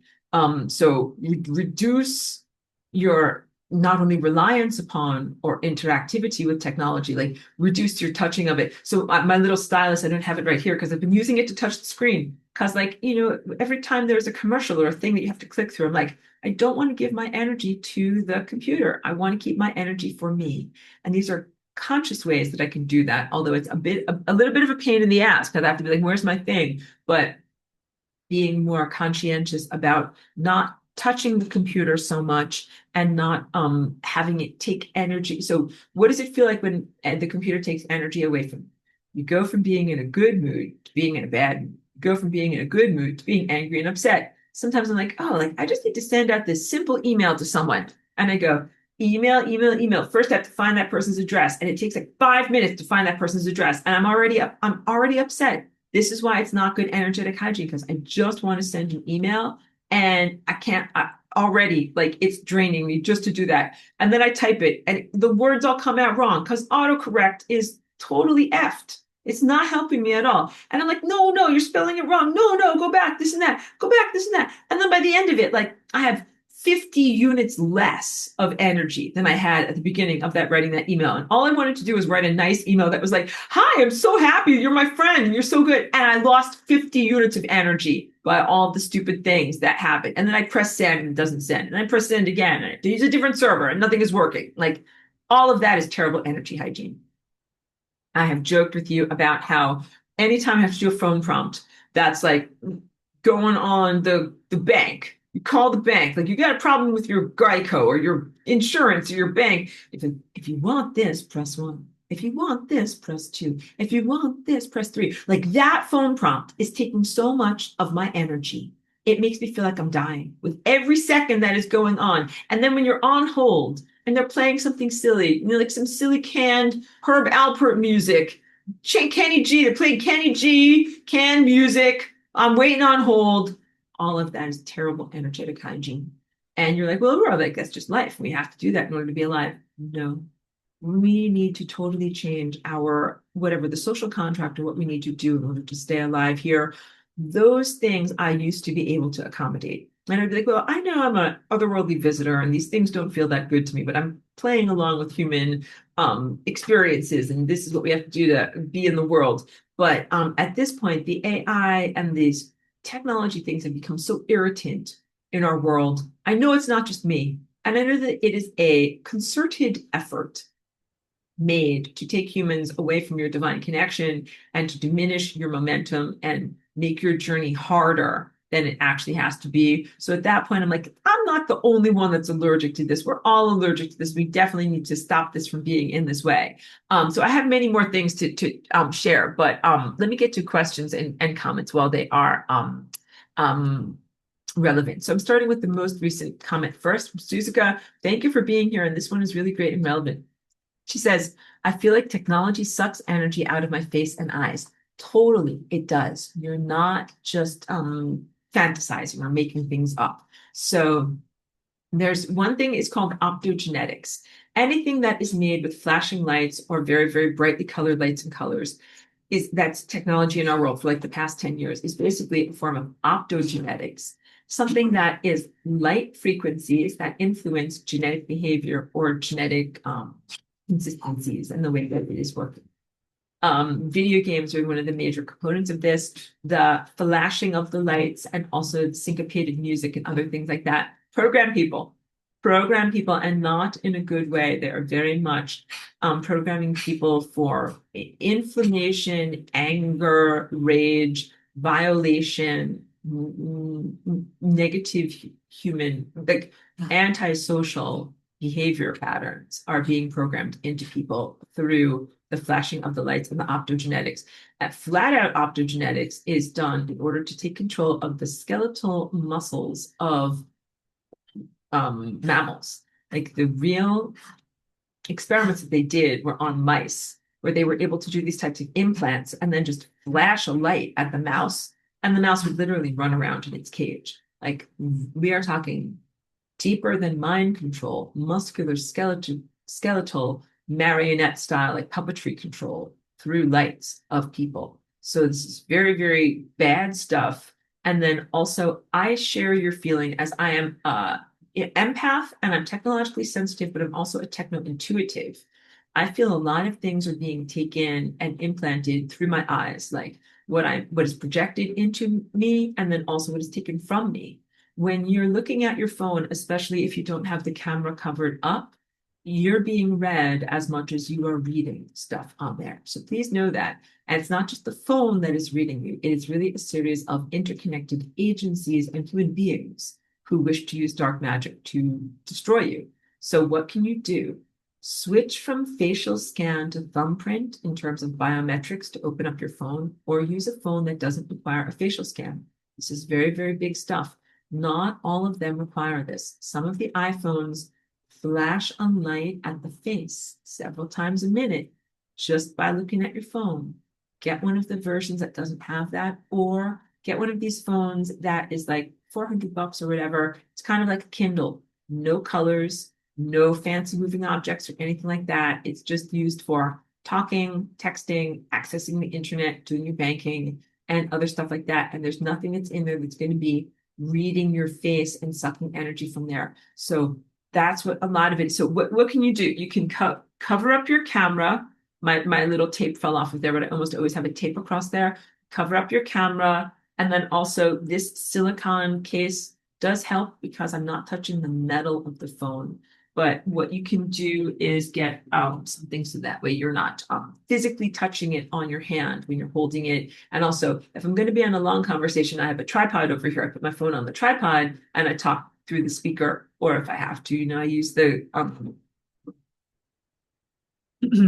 microphone. Just a second. Energy hygiene means never using Bluetooth headphones. Never, never, never, never, never.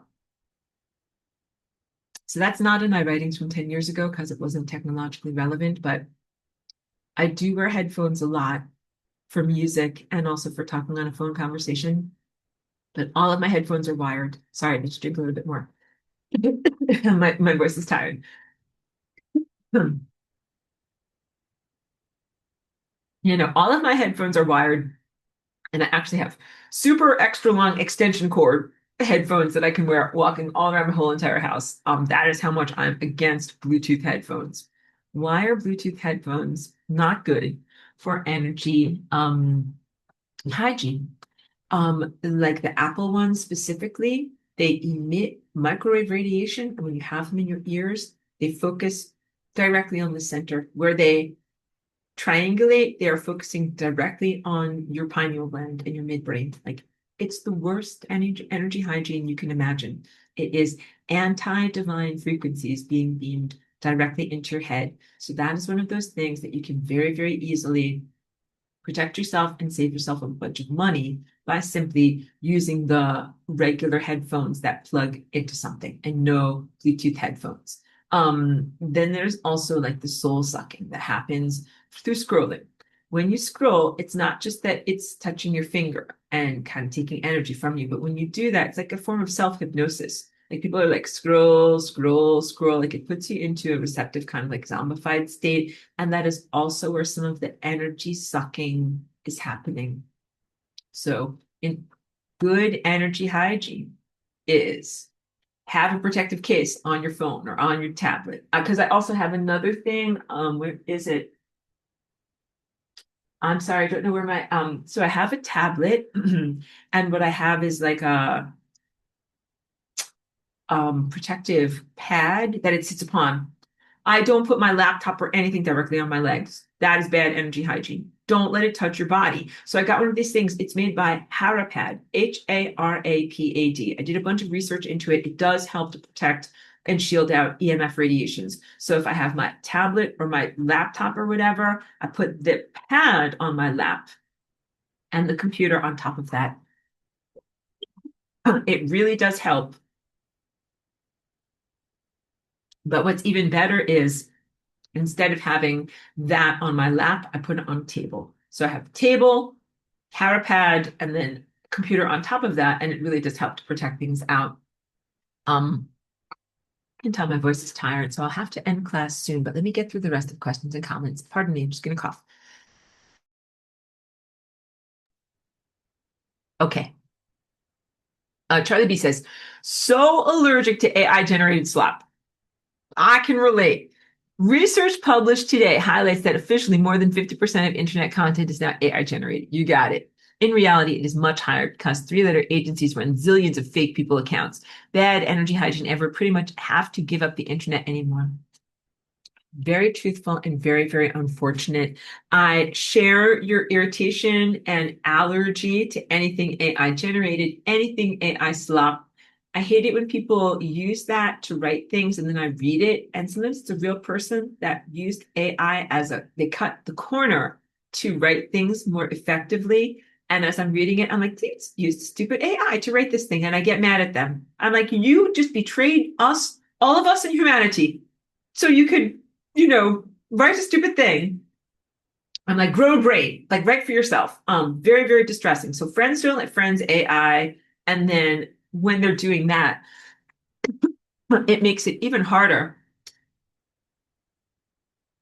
Because when I go into social media or X, Twitter, or something like that, I'm trying not to scroll and get hypnotized, but I am trying to be like, okay, don't read this. This one's AI. Don't read this. This one's obviously slap. This one looks like a real person. Like very, very difficult. So please know it's just like if you're in a bad supermarket where there's lots of food that is, corrupt or meat that's been sitting out too long. You're like, I'm not eating any of that. That's what social media is really like. Something in many ways better not to even go into a store like that where you think the meat is so rotten. Here, let me turn on the light. The meat is so rotten that you're like, I don't think I want to eat any of this food that's in the supposed store over here. Okay, so going backwards, Avril says psychometry is feeling an object's past by touching it. Thank you. Psychometry, whatever is that thing, that is what my friend had. And so if you're like that or like me, that you can sense things through your fingertips, buying a secondhand object is a little questionable. Okay, Suzuka says, I heard you say to sleep naked a long time ago. Suddenly I thought, oh yeah, I think I felt like there was something wrong with it. But as soon as you said it, it was like someone giving me a go ahead to do it. And I've never worn a single thing to bed since. Thank you for that. So let's talk about this. Again, there's so many social limitations and judgments about what is moral, what is ethical, what is good, what is bad. Hold on one moment. People really do have a lot of judgments about nudity to the level of considering it to be immoral to be nude. And it is totally moral and correct to be nude and to be comfortable with your body. Energetic hygiene in not wearing clothing at night has everything to do with being comfortable in your body and being a comfortable, primal, real human. I wanted to finish up some of my anecdotes about the sweat lodge. Part of what I experienced there was the recognition that, like most humans in this world, don't have a place for healthy, non-sexualized nudity. And many young people have never been around healthy, non-sexualized nude adults. And that might sound weird because you're like, Aurora, like, what are you advocating for? Like, you should be hanging around naked with a bunch of children. As like that came out all wrong because there's a lot of problems in our world. So children do need to know that it can be healthy, and adults need to know also, it can be healthy to be without your clothes and not to have it be sexual in any way. And because I don't want you to be like, okay, great, giant naked party, and then you like traumatize all these kids. Like, I don't think pride parades and things like that are necessarily very good for kids, because what you have is not only people who are unclothed, but people who are demonstrably sexualized and demonstrating their sexuality. And that is confusing for children, and they don't know what is going on. But being outside and creating a sweat lodge and being around a campfire without your clothes on should be something that is like normal for people to do. But we live in this world that has become so corrupt that people don't think of that as normal. And then there's a lot of hangups and projections. And so again, I was a part of a very nice group of people that were trustworthy and good. And when people were there, they had their family and people were there of all ages. But I always was happy that like people could, this is not the right, this is totally coming out in the wrong way. But like, so like, I'll just say it and just stop worrying about human hangups. All right. The young girls there had never seen what like healthy, athletic women's bodies are supposed to be like. But when they went to the sweat lodge, they could see like, from me and a couple of the other women who were there, like their own mom and their own family members were like very out of shape and very unhealthy and overweight. And they got to be able to see like, oh, like these are what bodies are supposed to look like. And I don't mean that you're supposed to be comparing bodies or right or wrong or anything like that, but you should have an example of what is healthy and fit in the world. In the ancient Greek world, like it was normal, like the athletes didn't wear clothing and they presented what was supposed to be the best of what the body at the pinnacle of health can be. And that is a positive thing. So this world right now has become so sexually corrupt and so dangerous and predatory. Like when I said like you should have like children naked with adults, everyone was like reeling. They were like, "No, Aurora, like what are you talking about? That's satanic, gross stuff." I'm like, "Oh my God!" But so yeah, that is all very, very unhealthy, bad stuff. So we need to heal this world to the point where you can have naked people around a campfire and not have it be some weird satanic Illuminati ritual, but instead is just people being primal people and being able to be in their bodies.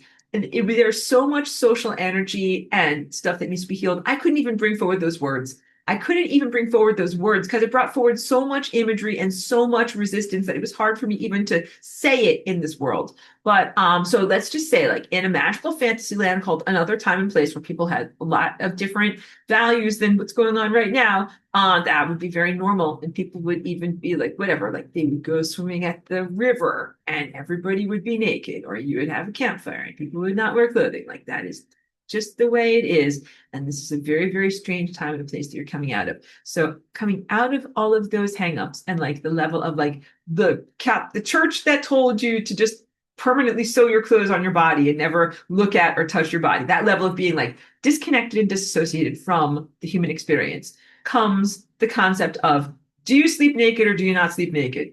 And I'm like, sleep naked. And everyone's like, I don't know, like society tells me I'm supposed to wear some pajamas or a nightgown or something. And what if there's a burglar or a fire? And I'm like, sleep naked, like seriously. And you know what? If a burglar, like a home invader came into your house, like fight him off naked. It's the most primal thing in the world to do. Like you're not going to stop and put on an outfit and like choose what do you wear to a home invasion. Like, no, like you would fight them off with you're wearing what you wear. This is deep stuff. Like clothing and the disassociation from the body is very, very deep stuff. That is why I found it funny to even have to like, I even have to say to people like it's crazy and insane to sleep wearing clothes. Like, don't sleep wearing clothes. It's crazy and insane.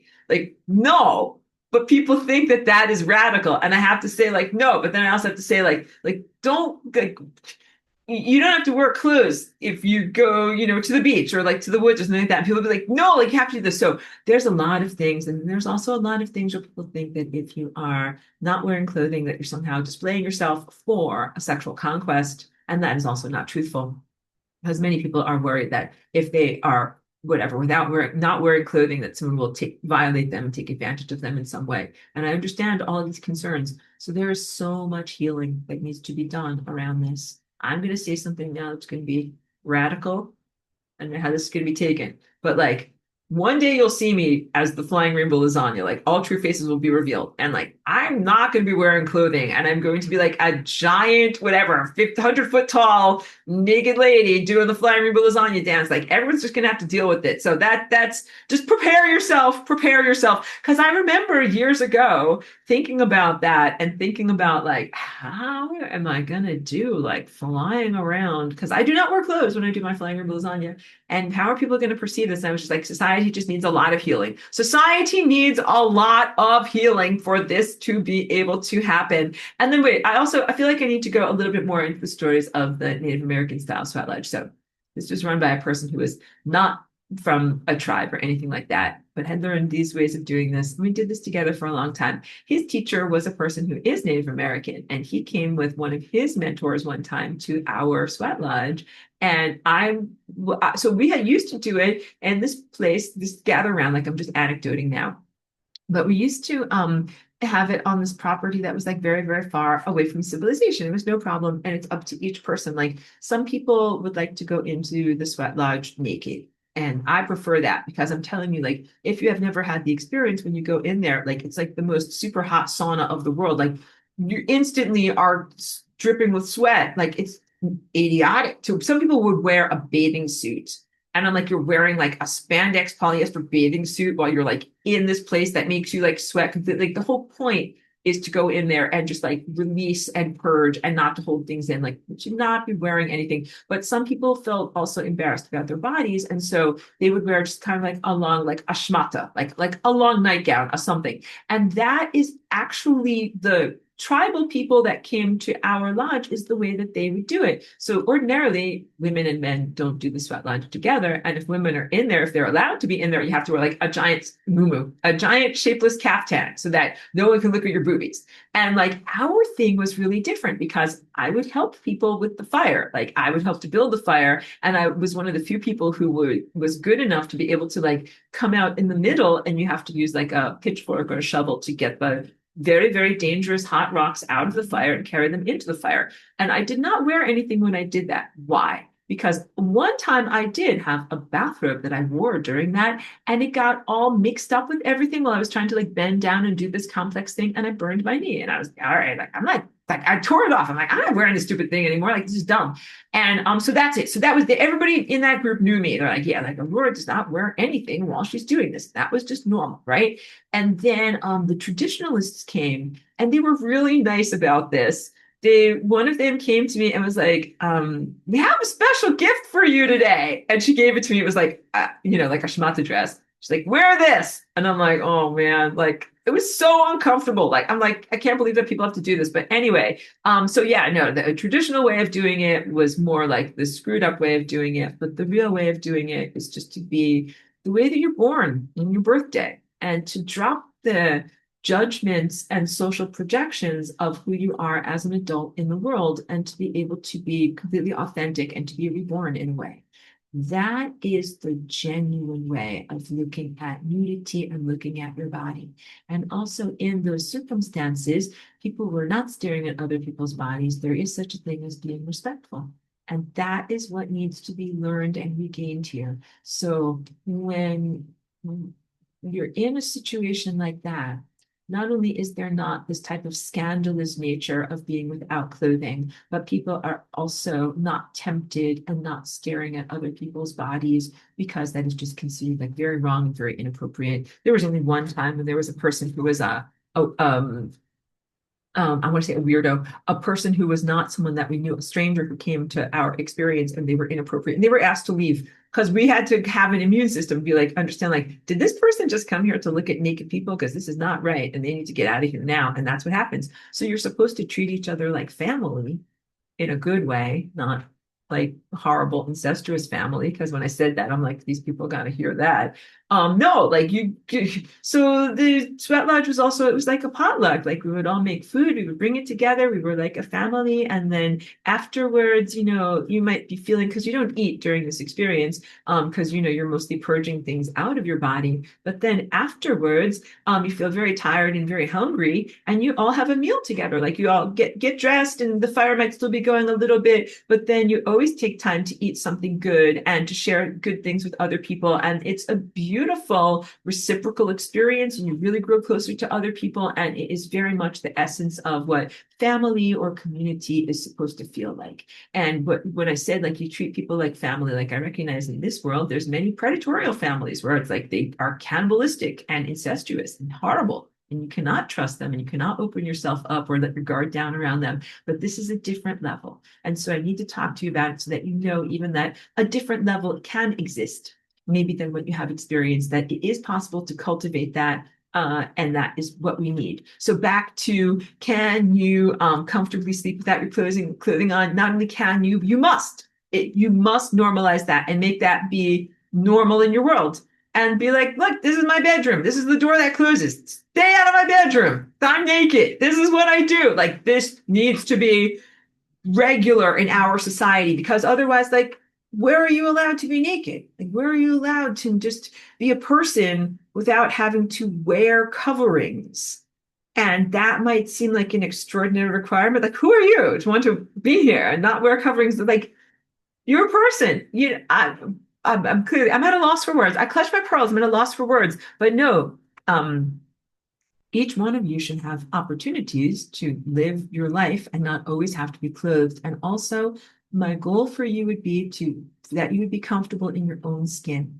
And I know that that's challenging because there's so many social projections. But when we're talking about energy hygiene and we're talking about like you on your ascension path, this is not only about a person's appearance or social beauty or something like that. This is really about the beauty of a person when they are like their realest, most authentic primal self and not a fake self. So definitely think about like, if you're going to go into the sweat lodge or whatever, like people who consistently wear glue on eyelashes or whatever, like those things are going to fall off. They are not going to stay on in the sweat lodge. Just be aware, like you're like your real self. You will look like your real self. You will look very bedraggled, but then also the feeling afterwards, in going into a secular sauna, you emerge and you do feel better. You're like, yes, like whatever. Feel like I'm cleaner and lighter and all sorts of cleared out inside. But when people do the sweat lodge, there's also some level of emotional support and release of burdens when people talk inside about what they're experiencing. And you don't talk about that outside of the sweat lodge. Like you only talk about those things inside when you are actively participating. And then sometimes people would talk about their lives or their substance abuse problems or the things that they're going through. And then over many, many months, I would watch people like change and transform because it really is an energetic cleaning and clearing, not just a talking. So psychology in the regular world is ineffective because it's just like spraying water on something. It's not Windex. Like there's nothing there to cut the grease. Like it's just talking about it. But the activity of going into the sweat lodge is an emotional purge of energy that has a transformative effect. And this is why primal humans created this for such a long amount of time and why people need to return to this and to do this with each other again. And it also, you don't have to be a perfect person to do this process or to build this type of sweat lodge community. Like you can be like a flawed person and you try to do it to be better. So please know, like you don't have to be like the sweat lodge saint that is like, I'm perfect and so good. Like, no, like actually everyone is very humble when they go and they do that. And they're like, yeah, no, like you're just trying to be a better person. And also the things that you do in the day when you're working together with other people, there's always lessons that are always part of when I talk about energetic hygiene. Sometimes the enzyme unlocks the experience where you were carrying a burden, something that you didn't understand, you needed to process emotionally. And like you worked together, like chopping wood with someone else or picking up kindling branches. And like you learned something about your emotional truth that allowed you to be more free. So energetic hygiene, sometimes I talk about physical things that you do. Like I didn't tell you enough about my vibrating plate that I have back here, but it's like a platform that you stand on that has a very, very strong motor and it shakes you. This is good energetic hygiene because it gets your lymph moving and it also breaks up nanotech and things like that. But that's different than the emotional growth that happens when you do something that's like the sweat lodge and you are able to talk with other people, learn and grow. You witness their stories, they witness your stories. And you can't do only one, but not the other. So you ideally do both of these things that are biochemical and things that are physical, that are about releasing and clearing out stuff in your body, but also stuff that is about social and emotional, that is about releasing and clearing out stuff in your body.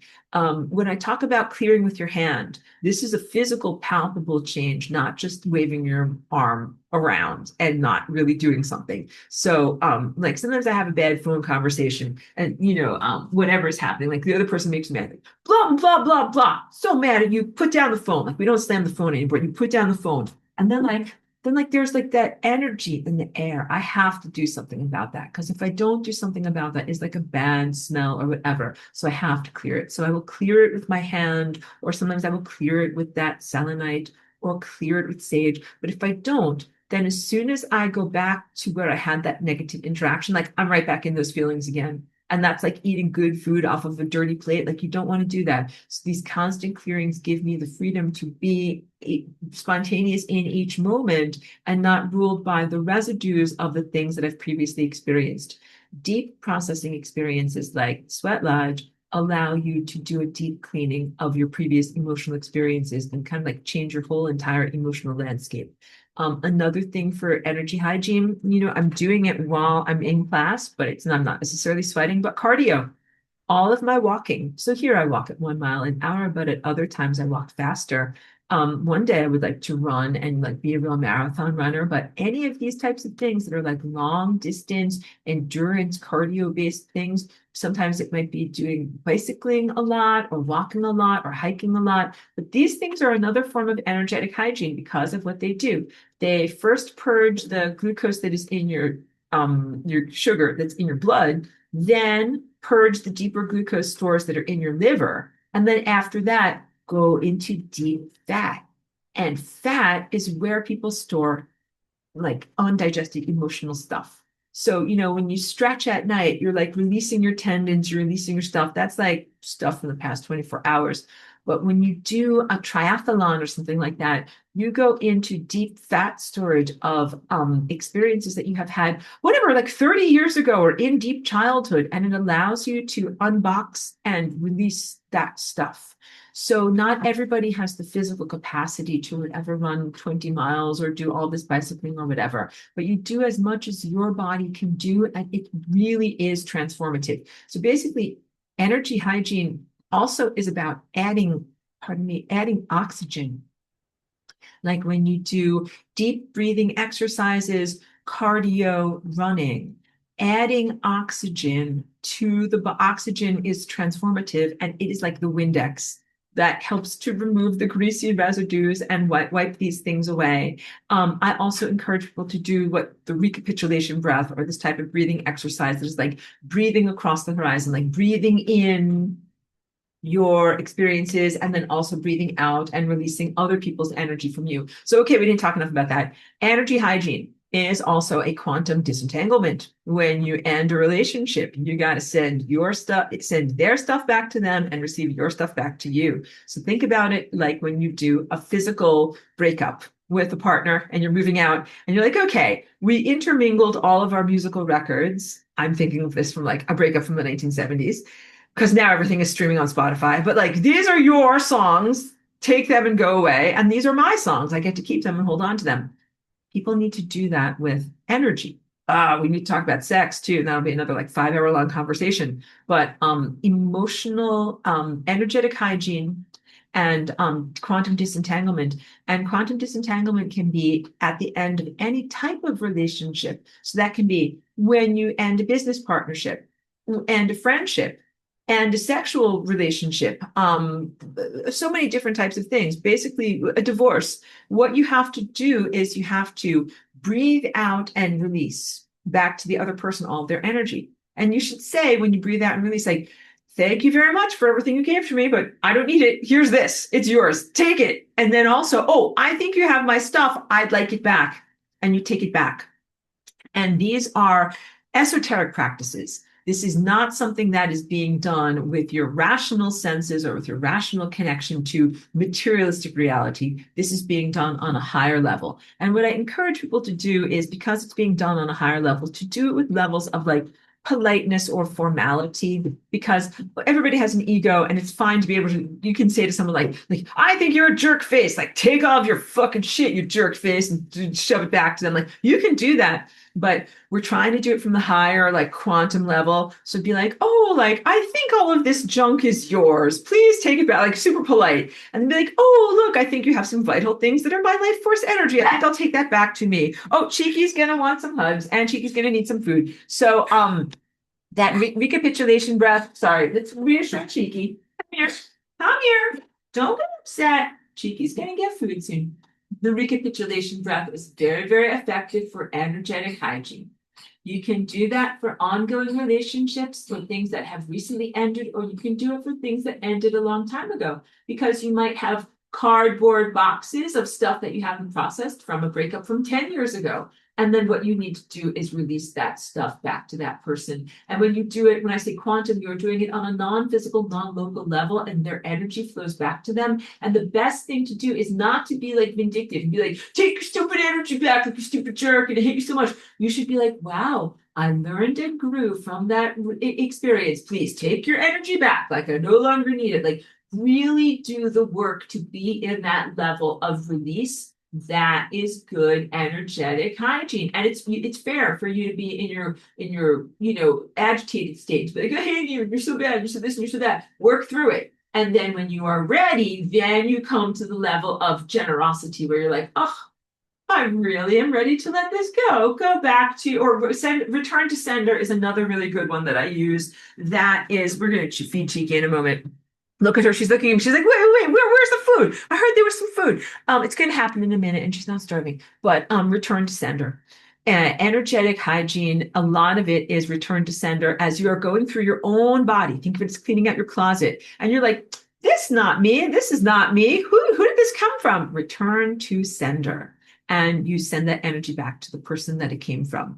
And that return to sender is like a foundation of cosmic law, which is why it's so effective. And that also works with like barbs, the slings and arrows of outrageous fortune, the things that people send at you that are like they're shooting hate at you. You're like, oh, what's this hateful dress that I find in the closet here? Like this emotional baggage, like I didn't need this. Return to sender, like send that hate back to that person. That's not mine, doesn't fit me, that's not what I want.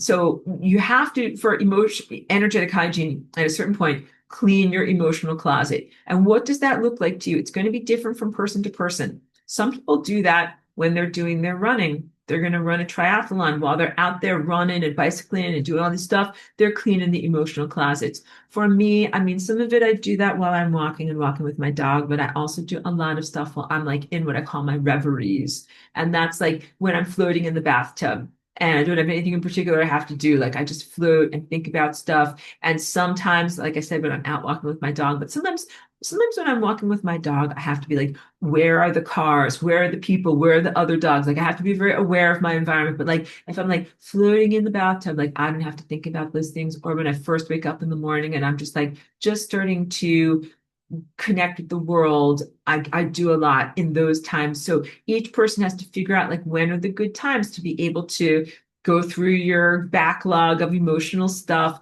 clear out the things that don't fit, and send things back to return to sender. You have to be in the right mood for it, and you have to do it with a lot of self-love and self-compassion. Self-love and authenticity. These are two of the biggest things that you're going to be working with for energetic hygiene, because you're being authentic. Like every time I've worked at, a job for someone else, I've always been authentic, and I'm sitting at my, place, my workstation or whatever. And I'm just like, don't mind me, guys. Like, me, I need to do my stretch, and I'll like stand up and stretch or whatever. But I have to do that. I have to follow what is right for me and what is right for my body, even if it is slightly uncomfortable, socially inappropriate for the people around me. But remember, you don't want to actually get arrested or fired from your job. So only push those boundaries as much as you can. But we can do a lot for one another in accommodating the need for energetic hygiene. One example is I was in a meeting one time where it was a physical in-person meeting and people were all sitting in chairs roughly arranged in a circle. And one woman said, well, we were saying our names and she's like, hi, my name is so-and-so. Don't mind me if I need to stand up and stretch midway through. I'm like, I'm that type of a person.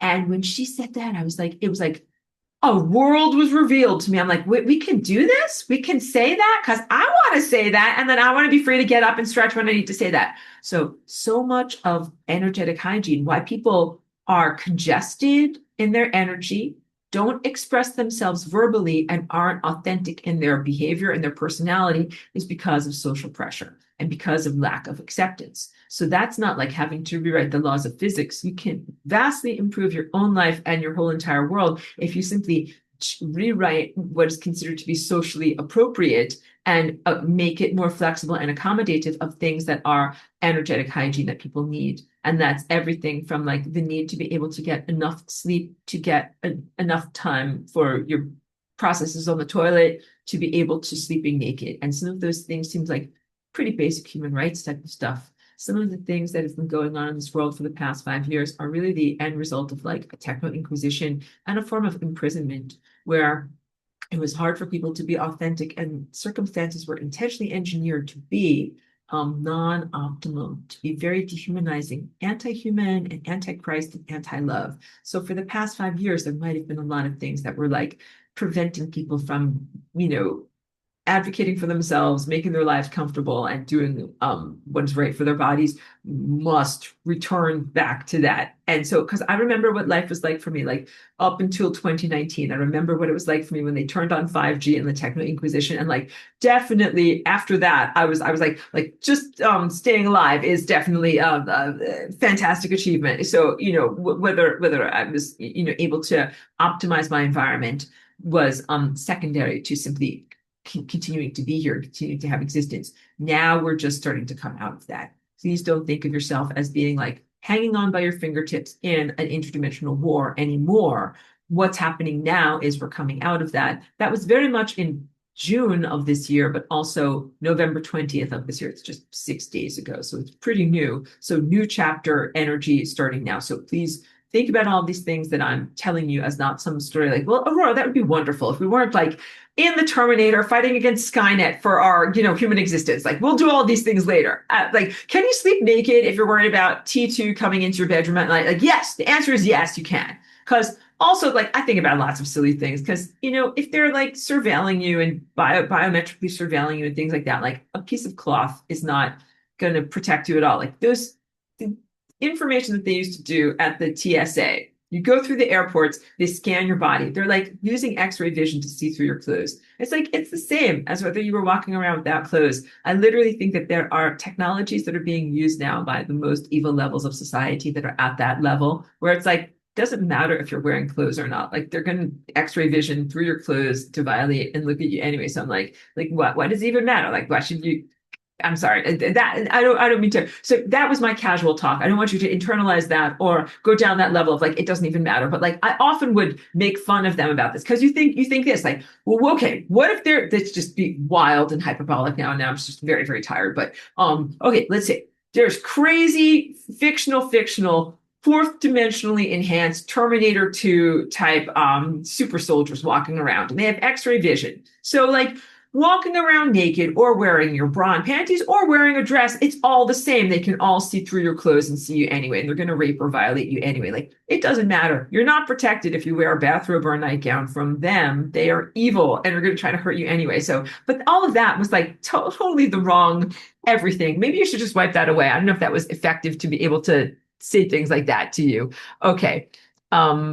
Pedro says, living near the San Andreas Fault. I'm not getting wakened by a 7.0 quake to run naked. I understand, but I do try to get all my clothes made of 100% cotton. Good. So I'm glad that you are moving on to natural fibers. But I also understand that you're worried about what if you have an earthquake and you're going to be naked. Now I'm just getting super, super, super silly. But we had 2 earthquakes in my area of California.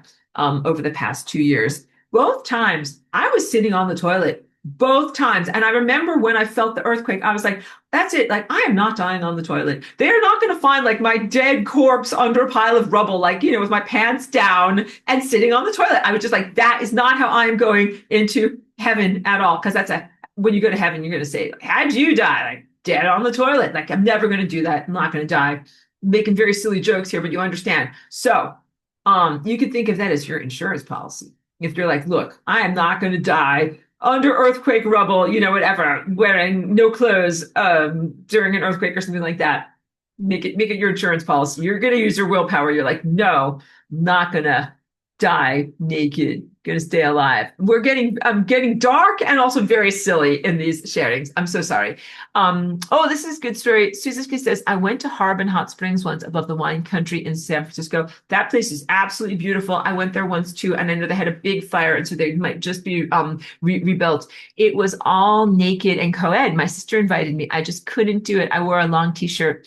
Think I was the only one, so I stood out. No, but no one stared at anyone, and I saw that nobody looked like the models I saw on the billboards magazines. Really, really great sharing there, Suzuko. So I also have been to Harbin Hot Springs, and actually have been to a lot of different hot springs here in California and other places. And you're correct. There's all sorts of different cultural etiquettes in these different places, and that made it very, very comfortable. So one of them that I went to, I really loved, and that was also in the area just around Ukiah. What they do, first of all, is they have like all lighting that's like down along the ground, like not a light that's up here, so that way like your feet are illuminated and you can see where you're going, but it's not like lighting up your whole entire body. And the other thing is people are deferential in how they look at one another. Like you look at a person's face, but also like you kind of like have your eyes down at the ground, like you're not staring at everyone. And you recognize also that this is like a cultural practice, that when people are separated according to the genders and then they're put together, there's like all this temptation where you're like, don't look at the boobies, don't look at the boobies, don't look anywhere except for the boobies. Like you can't help it, you want to look at the boobies, and you have to defuse those bombs, defuse the boobie bombs by being like, okay, like this is normal and this is what's going on, and that this is hard, and just kind of get used to it. That is what happens. So I think those are very good, like training wheels, not training wheels, but like experimental type of places where people can go to be like, oh, this is what this is like. But I also recognize the cultural conditioning or your own inhibitions might be really strong. And I haven't been to that many places in Europe, but I went to several hot springs in different places in Europe. And yeah, they're very different, both in the changing room and in the actual hot spring area, of being much more comfortable and casual with nudity, and nudity of people of many different ages being together. And that is normal. And it's definitely not an American thing at all. Like there's very, very few things where you're seeing that. But you came upon one of the most important things that you said at the end, where like you realized in looking at other people's bodies that nobody looks like the models that you see on the billboards and the magazines. You're correct. Like those bodies that are manufactured bodies are not only artificial, but they're like, that's not really what most people look like. And also we can get into the whole transgender thing. Like many of those bodies are not factory settings. A lot of those bodies are somehow changed from what they originally were, and now they look like a completely different person. Those are not good role models. Those are not accurate role models. So it's so important for each person. Like this is a crazy world that we live in, like that. I'm even having this conversation. Like imagine a dog that had never seen another dog, didn't know what dogs are supposed to be shaped like. It's like you are people, you're a species that have very little viewpoint of what your species actually looks like, have a very sanitized and limited view of what the body is supposed to look or function like. And that is just be in that information. There's no judgment there. Just be like, okay, like I don't really know what people look like or what they're supposed to look like. This is a little bit of an aside, but it's kind of along the same level. And coming here as Aurora, like I didn't know about human history a lot. And I'm, looking at the Grecian marbles, like the marble statues of Greek and Roman gods. I thought that there's like, oh, like everybody looked like that at that time. Then you learn like, no, like those are idealized images. Like probably very few people looked like that at that time. Because even if they didn't have junk food and Doritos, they probably didn't all, live like beautiful, perfect athletes. So, it's just like that. You don't know what the Romans and the ancient Greeks of 4,000 or 5,000 years ago, whatever people were shaped like back then, you don't really know. And in your time right now, you don't really know what people are really shaped like. They have a very, very limited view of what is the authentic experience. And then I would hope for everybody to, look at themselves and perceive themselves through the eyes of noticing your miraculous nature, and that if you have any flaws or inabilities or like injuries or whatever, they don't get fixed unless you look at yourself through this eyes of miraculous nature. Like, maybe you have scars or injuries or things like that, and look at yourself and be like, I am a miracle and I have made it through some shit and I am still here and I'm doing better. You have to think of yourself along those levels. Okay, Pedro asks, do runes, symbols, and geometric figures have positive or negative effects on us? They have huge impacts upon you. It depends on the accuracy of the stuff. So I surround my stuff with an energetic environment in terms of energetic hygiene that is good. The colors and the proportions of what I put around me are all highly calibrated, and my music that I play around me is all highly calibrated, very, very intentional. I don't surround myself with ugliness, and I don't surround myself with the type of art that is about like painful or distressing imagery. I don't think that any of that is good to be around. Like you might look at a picture of Guernica and be like, okay, like that's a masterpiece, but I don't want Guernica on the wall in my living room or in my breakfast nook. No, you do not want that in your eating space. In fact, what you want to surround yourself with in your eating space is everything that is going to be positive for your appetite. So no, you should not look at the bloody evening news, whatever is the bloody war of today, or read the bad news of the day, or read bad stuff. What I eat what I watch while I'm eating is The Good Place, because like ideally I wouldn't watch anything while I'm eating, but if I need an escape, I'm like, let me have a good show. It's a good show that's funny and not distressing. But ideally you have dinner companions and people that you actually talk with, or sitting outside in the garden and listening to the birds or something like that. But I'm like anyone, like I don't always have those good things. So there are some things that are, runes and symbols and geometric figures that I would say have a negative and draining effect. A lot of the imagery of the Catholic Church is really not healthy to be around. I know these giant bloody crucifixes that are about suffering and torture, that is like Guernica at the dinner table. Very, very difficult to be around that imagery. And when I attended like the local community churches, like of course I go for like the miracles and the uplift and the community. And most of these churches are also really sweet to my dog. And so it's really nice to be able to bring her someplace where she just thinks it's like the weekly party and that people just love her. Like she's not thinking about the suffering of Christ. But when I would go there and look at the religious imagery that's on the walls about the suffering of Christ, like I found that very difficult to be marinating in, and it did not feel like a good hygiene. It felt like something that I had to process later. Not so, okay, when you eat good food or when you are doing good energetic hygiene, you don't have to process stuff later. No one is like, wow, like I just had the most fun day in the world. I'm just going to have to sit in the bathtub for a few minutes and process this. No, you don't feel that way because you feel elated and free and you're not carrying burdens from that world. Like if somebody dies, that's when you have like, I have to sit and process this because it's something bad. All right. So if you're living your life well, then you feel uplifted and you should not have to process extra stuff. And I'm like, yeah, like I went to church also a lot to like protect the people there. So I felt like I was helping them not to get energy siphoned from evil stuff. But at a certain time, like, I don't know if I want to go and have all of this take on negative energy and get that bad feeling on me that I then have to process thinking about the religious ideation of darkness and murder and sacrifice. And that's something that you really have to consider. So religious ideation, religious symbology, whether that is healthy and positive, a lot of the hijacking of ley lines and special places on our world by this, imagery of torture. And the imagery of torture, these are, and some of these other things are hypnotic triggers that bring you to unintended feeling state, like something else is pushing you towards that feeling state, and that's not being activated to that feeling state is not always going to help your growth. So it's just like a lot of energetic hygiene is not getting propagandized. So I don't listen to the commercials. I don't pay attention to the billboards. I try not to get influenced by whatever is the thing that is being advertised, because mostly it's a temptation that's off my path. Like mostly it's not something that I want from like, like bad food that I don't need or bad makeup that I don't wear or some other activity that I don't participate in this world. So like symbology, advertising, and even like some of these geometric figures, when they are done unconsciously, definitely have an impact on you. I'm most distressed. So energetic hygiene, let's talk about tattoos. Tattoos are really not good on your body.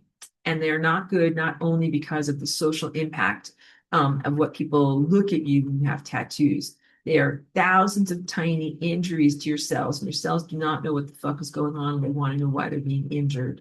So you think it might be a rite of passage or something where you're getting through the pain, but it's big trauma for your cells. Then the tattoo dye does go into the lymph system, which is a biochemical problem. But the real problem is like it creates a scarification in your cells that wouldn't have been there otherwise. It's a big injury to heal, like thousands and thousands of tiny needles that went into your body and that hurt your body. And you did it, and your cells are betrayed by you, and they're like, why did you do this? The tattoos are not very good. And then when people do tattoos of what is called sacred geometry, and if they put like a giant Metatron here, or like on their heart, or something like that, like none of that is good. And these are all binding spells that prevent your chakras from functioning correctly and your energy from flowing naturally. Like these are the antithesis of energetic hygiene. So when people do, my voice really goes down, full body sleeves and things like that, that are like these types of six-pointed energetic hygienes. Sorry, six-pointed flower of life type of imagery.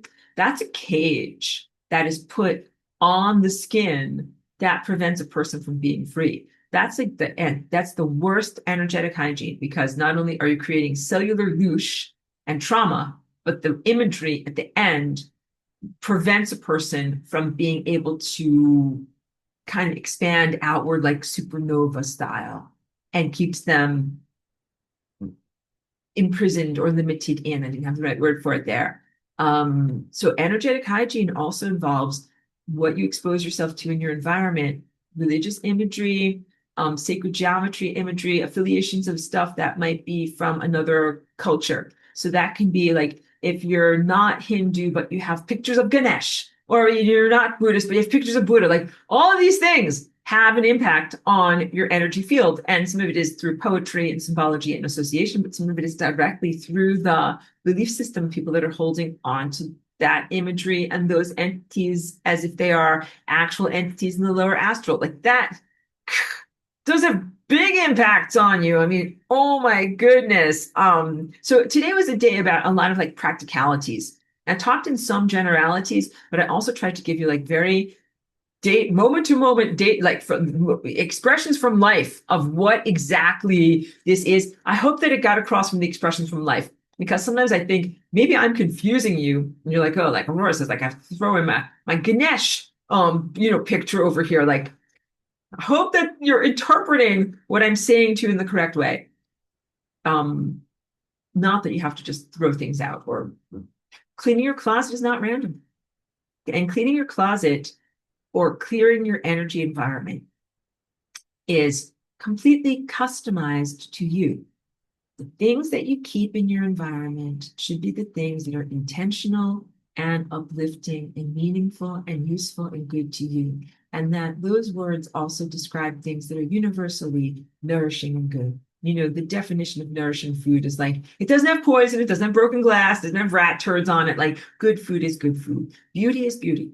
Like, there's different tastes. Like some people like paintings of flowers, and some people like paintings of abstract geometry, but a beautiful painting is a beautiful painting, and you want to have it in your environment. And something that's ugly and bad energy and distressing is ugly and bad energy and distressing. And there's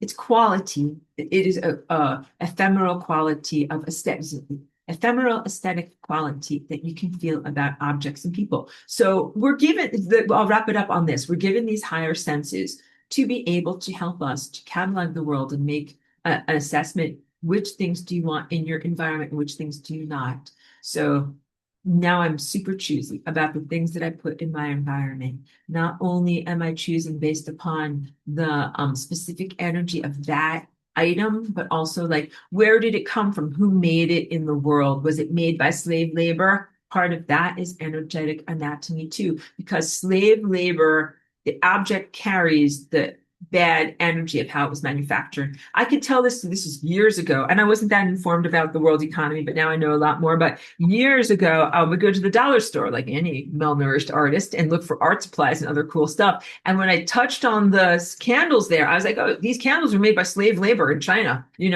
I'm like, I'm not buying that. Like, I don't want that in my house. It's not good stuff. If someone else's misery is wrapped up into the production of that object, bring the object into your house, bring the misery into your house. So our whole world, like I learned about world manufacturing, international manufacturing recently, and the way that the tariffs affected my life. But I also learned about the huge imbalances in how things are manufactured and how they are sold and commodified in different places. And I was like, oh, all of this is very bad energy that I don't want to have in my house. So once you start to learn about those things, it's like when I learned about corn syrup and genetically modified ingredients in 2006. I'm like, I don't want to eat anything with corn syrup. So now I'm like, oh, I don't want to wear or make clothing that is involved with like clothing slavery. And that's a big thing in all sorts of different places. So don't judge yourself. And if you have things that were made through clothing slavery or whatever, wear them and use them, but don't buy more of them, and do better as you go forward. And this is what you do. So when let's just complete on this. After you hear this talk from me, you think, wow, like I think I have to do some energetic hygiene. I got to clean some stuff out. Like, what do you do? How do you do that honestly and ethically? You release objects and give them to someone else who can use them. You don't have to throw them in a landfill. And it's that spirit of generosity. So if you have like clothing that is polyester, but you can do better and you're wearing cotton, you don't have to throw polyester in a landfill. You can gift that item to someone else, or, send it to whatever, a thrift store or something like that. Someone else can use it. And the generosity of someone else receiving it puts goodness into the world. So please know that there are only a few things that you should outright throw away. Teflon coated pans. No one should eat off of Teflon coated pans, and those are at a lot of thrift stores. So don't put that into the thrifting world. Some things that are dangerous substances you should not release back into the thrifting world. But some things you can release that you don't need to have them anymore, but someone else can use them and make good use of them. Or if it's not something that should be consumed by a human, like compost it, put it back into the earth. Like, this is very important stuff. So you don't have to destroy things or throw them in a landfill, but some things are not for you. And that's important to know. They might be useful to another organism that has different energetic needs, and it might be good energy for them to use that. All right. So definitely good. Pedro says no slave labor from China, buy from local slave labor. Local slave labor, definitely. But why not support your local slaves? Like they need jobs too. Bazinga! We gotta laugh about that. Joyce says much gratitude and appreciation, Professor. Thank you. Love to Cheeky too. Thank you so much. Cheeky is getting busy with her toy right over here, and so I'm definitely gonna just take care of her. I think we touched on like some difficult but fun concepts here today, because whenever I talk about something abstract, I'm okay. But then when we actually apply it to reality, like Aurora's like talking about being naked and weird things, like this is the challenges that I have. So I really appreciate everyone in this class that can be a part of conversations like this and understand the levels of like innocence and freedom that I really come from and that I really inhabit, and then apply that to your own lives. This conversation, I understand, is really not for a lot of people in the world. It's for the good people that have done a lot of inner preparatory work and that are ready to be able to hear this type of thing. And the other people are still not at the level of perception to be able to know how to apply some of these things. So again, this message goes out to a select group of people, and you know who you are, and that not everybody is ready to function at this level. So this is for like all of the weirdos who do psychometry and who can feel things. And also, I didn't talk enough about this too. Your bed sheets and your mattresses. Your bed sheets and your mattresses should be unique to you. You should not get used bed sheets for used mattresses, because bed sheets and mattresses take on the impact of whatever is done in the bed. And bed is where people do sexual activities. Like, we just have to be grown up and talk about this. People will release used mattresses and things like that. And it's not just the microbial sense, because they might say it was wrapped in plastic or it's hermetically sealed or whatever, it's clean. But people had sex on that mattress, don't want to sleep on that. When people have sex, it's like an energetic supernova. You can't clear that out. It's very it's indelible. All right. It makes a big impact. And same thing, like if anybody dies, so this is like a few last things as we're heading out the door, class.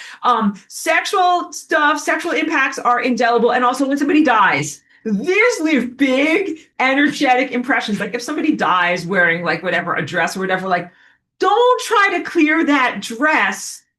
Release the dress, release it. You do not want what someone has died in. It leaves a giant vortex impression across time. There's not enough clearing energy to be able to clear that stuff out. So just be aware of that.